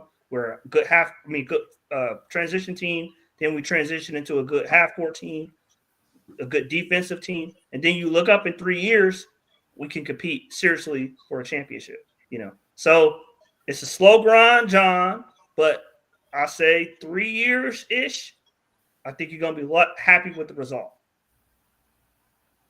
All right, We will see. What you got, Kool-Aid? All right, guys, this is the deal. I call myself the Kool-Aid drinker because I always drink Kool-Aid. I always gonna drink the Kool-Aid at some point in time, right? So if I don't like Landry, okay? But one thing I used to work with a guy, he used to say it's better to be lucky than good. And so far, Landry has not been good, but he have been lucky. He fell into the first round pick, and he got lucky on Dyson Daniel trade with the DJ because nobody knew what Dyson Daniel had until he started playing. So he still sort of messed up on that because he got Cody Zeller on now that he trying to figure out what to do with that holding open spot. Now, as for Quinn, I'm gonna say it like this. I look at Quinn and he got the team in a good spot. I look at his players, his plays, or whatever you want to call the system, no system, or just playing basketball. When I see a lot of players missing wide open shots, that means the coach has set up a play that the players just didn't execute. Just like the Hunter play. When they did the rotation, moved the ball, and Hunter got the last shot. Wide open shot to win the game. He missed. It was a lot of plays that was wide open shot, and you got shooters shooting 13%. Guess what? They shooting 13, 14, 15%. Defense is better. 5 stops, come down, set up a Quinn rotation, move the ball, wide open shot, missed the shot. Law to your boy Clint Capella. Hold on, Kool-Aid. I gotta go. Hey. Okay, I'm finishing up. Okay. Law the ball to Clint Capella. Now the thing is, come on, what's I'm your finna close it. So the thing is that if Landry them can make that one move to get Bogey off the floor, and that move bring Brandon Ingram. Okay. I'm going to start drinking the Kool-Aid again. All right, fair enough. I'm going to drink the Kool-Aid to the point where we get to that. We probably going to make a run. I ain't going to say we're going to make the run to get to 47. Let me put it like this. Let me tell you why. I see a lot. Let me tell you why, but I see a lot of the players in between the 4 to the 10th spot is playing 500 basketball. And all we had to do is go on a 4 or 5 game run to make up for that within that 7, and we can easily end up. We don't have to end up winning 47 games to end up in a playoff spot.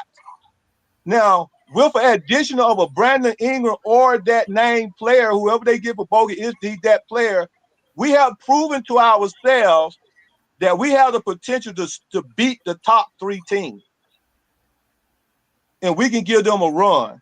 And if we can get to that spot with a player that can knock down and execute Quinn's plays, we might get into the finals. Okay. So what? That's it? You got go ahead, Mike. Man. Yeah, man. Yeah. But anyway, I'll try and keep it short. I ain't gonna lie, Kool-Aid. I about zoned out, forgot you was talking for a minute until Foot had said something. It kind of. But anyway, man, I my final words is that I will want the franchise to continue to prioritize. Well, not even continue, start to at least prioritize the young guys, even in the midst of their minutes that they have on the floor. Half of those young guys to prioritize is hurt, so kind of sucks. I'm gone for the season. I'm including Kobe, Matt, so that should make you happy. But JJ and Kobe out for the season, so that sucks. But only the other part that'll make you mad though, Matt, is Dyson. Dyson and Zach is probably like the only 2 that's really left. But anyway, I expect us to do something to and get us in the playoffs, whether that's play into the playoffs, because it's Tony Wrestler. We got to do that. That's what's That's up, all, man. I'll leave it at that. Hey, man, like I said before the season started, this season is the wash, and I expect it to be the wash. And that's okay, because I like the direction we're going. I agree with pretty much everything Mike done said tonight. And I have a different perspective on it. I'm not hoping to win this year. A lot of people are, but I'm not. So, hey, man, I don't need to bring nobody in that's going to mess up the time that some of these young guys playing. This is the time now. And as you see the organization doing, we're bringing up people from College Park, sitting people. It's this time to see what you got. This is time to let them play. Like Mike said, the bad teams, they're going to get that time. We're bad. We're mid, though. But again, let the young guys play. And I told you, this is year one until I said, when I first said it's going to take us 3 years. So, hey, year one, this is what it is. Dump that salary. Dump these positions. You got 4 dudes coming off the books unless you resign them. I mean, they ain't like somebody who we need to resign. So, hey, let's just see what it vet out. Let's continue to build this team, man, with some real NBA players with NBA size. Hey, that's it. Hey, man, appreciate the chat. Appreciate y'all guys on the panel. Make sure y'all smash that like button before y'all get up out of here, man. But peace out. I'm finna go to bed. We'll holler at y'all on the next one. Peace. Already? Well, tomorrow. Yeah. Yep. Bye.